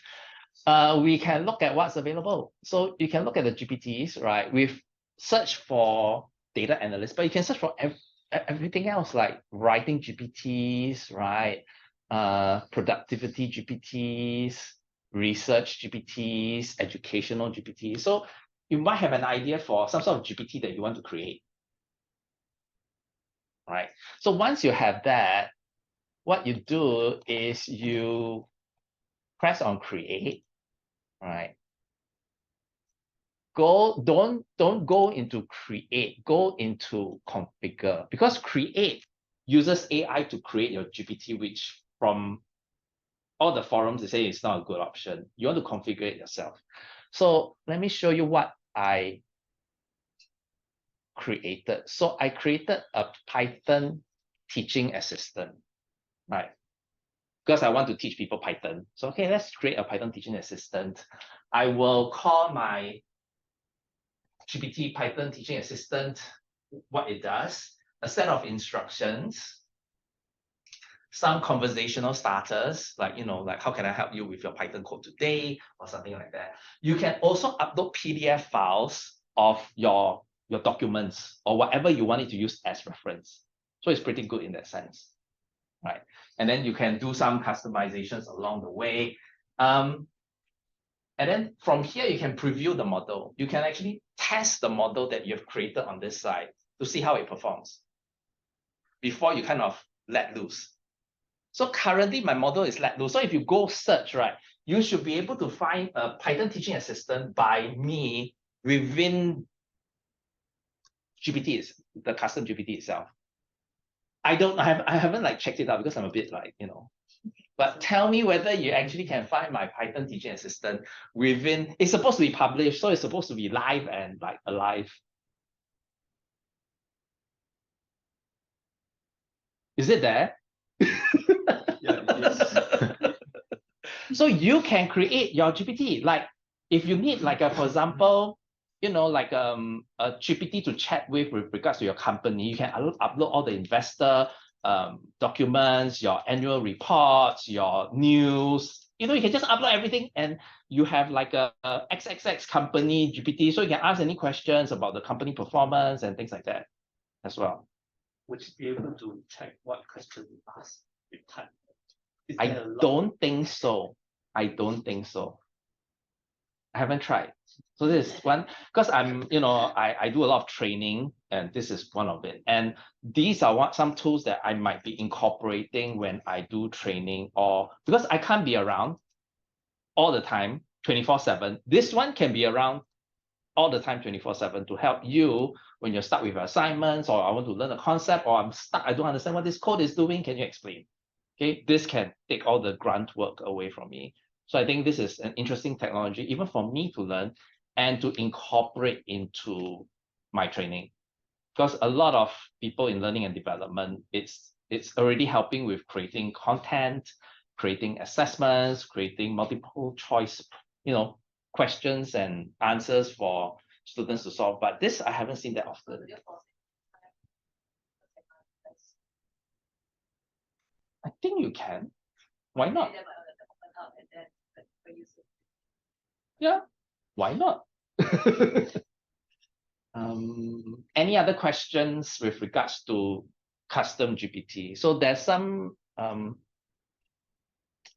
instructions here. You can just follow the instructions. The most important thing is you must have an idea what kind of GPT you want to create, right? Go brainstorm a little bit and then just try, and it gets published. Just be a bit careful. The documents that you upload, they're not sensitive, because basically, can you tell me like, oh, this is just be aware of sensitive and confidential information. So let's say I upload the Insurance Act and MAS regulations and notices. Yeah, you can. A Singapore MAS insurance chatbot or like assistant for all your regulatory reporting. Yes. Yeah. Question to make sure I understand. It's quite interesting to know this. Yes. So we have to upload some information, and based on that, we will create our. We will be able to customize the GPT, right? I mean, we cannot just put some instruction and it will follow the instruction. We have to upload some. So you got to remember that GPT-4 itself is already trained with whatever knowledge until the knowledge cutoff point, right? But it's not a very specialized model. And there's some information that is not fed into the model specifically. So it will know general things like if you just didn't provide anything here, it will just perform as per like a normal GPT model, whatever model that you're using. In this case, right, I gave it specific prompts and instructions to help students learn Python programming and assist them. In order to, for example, say, can you give me an example of Python code that does this, right? These knowledge bases would be useful to create the additional content for this particular purpose. It will look to these as resources in addition to what it already knows. Because when you talk about, MAS kind of, regulations and things like that, sometimes it gets confused with Singapore regulation and US regulation and this regulation. If you just write AMS, MAS, XYZ or certain numbers, it does get confused. I've done that before. You will confuse Singapore regulation with, European regulation or US regulation. It sometimes gets confused. So one way to kind of narrow it down, I think they use RAG in the background, right? Supply the PDF documents itself. So it knows to reference those documents. So I'm not sure that now I'm a bit confused. I'm not sure I understand. So we just create like an environment when we create our own GPT, or it's So try. My GPT is available. Ask it. I already create one. Okay. Just right now, but very quickly I put some instruction very quickly, but I just have like a page with the title and so I can type. So it's, I think it's the way I think about it, it's very much like data analyst, right? It knows additional special things that the normal, even the plus version doesn't do, because it's got additional knowledge to run, for example, the Python code. It knows to run Python code. It knows to prompt certain things like ARIMA, certain terms that maybe typically it would not know or recommend. So in this case, you are kind of like creating like a data analyst GPT, but whatever you design, right, to do exactly the same thing. Yes. Yes, ChatGPT created data analysts. I don't think so. And there's a lot going on in the background because remember the diagram where it's running the code in the background? There's some wiring and compute that's going on in the background. It's not straightforward. And it's repeating and repeating to get the code right. Sometimes it doesn't get the code right. It will just keep on generating Python code until it gets it right.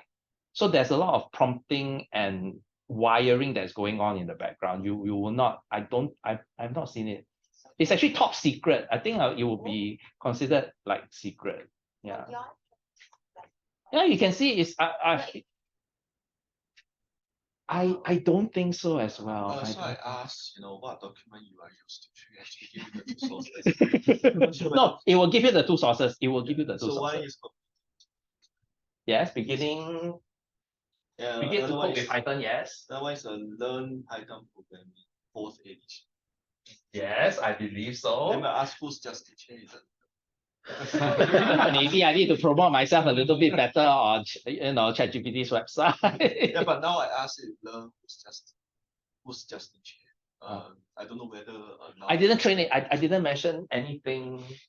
And I don't think so. It looked into my history or saved messages or chat history to answer that question. So I asked it to learn who's Justin Chen. Okay. So do you tell ChatGPT who's Justin Chen? Yeah. I kind of ask, search who are you? Yeah. Then, did this come up with the correct Justin Chan? It gave me a few options. Okay. So I asked them to learn the right one. Can anyone try who's Justin Chen? On this one. On this this particular GPT. But it wouldn't know, I wouldn't expect it to know. Because I didn't mention anything about I don't know, myself. my interaction actually helps to us to learn. Okay. I guess over time, it will know if you, in your data control, you enable the data to be used for training. So, you know, after a few iterations, it will know it's me with this, you know, be famous for being a Python teaching assistant creator or something like that.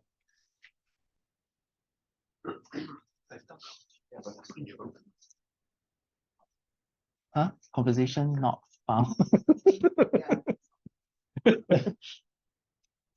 So it kind of like does like, you know, don't like stick to the topic, right? Don't like veer off and you know do crazy things. But hopefully you find inspiration for, you know, use cases. You know, you have paid the money for this, you know, use it in this, you know, month-long subscription to see what works, what doesn't work, you know, and make informed choices. I don't know, might lead to new work opportunities. Or I think what's useful is like you've got new staff onboarding and they need to know, okay, where do I apply for leave? You know, what is the company policy on certain things? It's actually not that. You just upload your HR policy manual, have some prompts about being, you know, friendly and thoughtful and concise. Why not?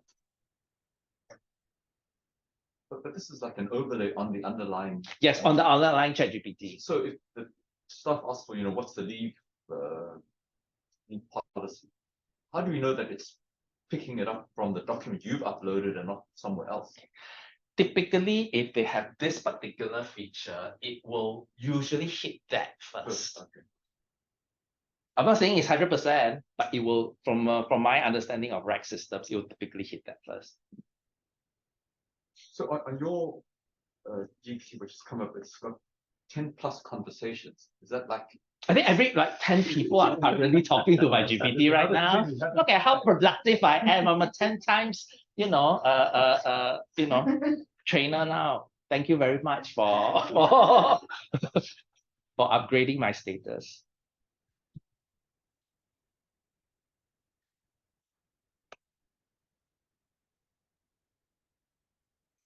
Okay, so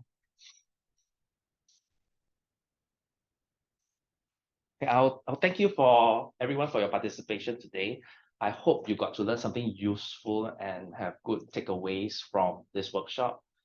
Remember to use up, you know, the features that are available in ChatGPT with your Plus subscription while you still have your Plus subscription. But there's no stopping you from just continuing on as well, you know, with the subscription so you get to use it. I will be around if you have any more questions. If not, I think there are just a few more administrative stuff, picture taking and things like that. But I thank you very much for attending. I hope you enjoyed the workshop. Thank you. So recording.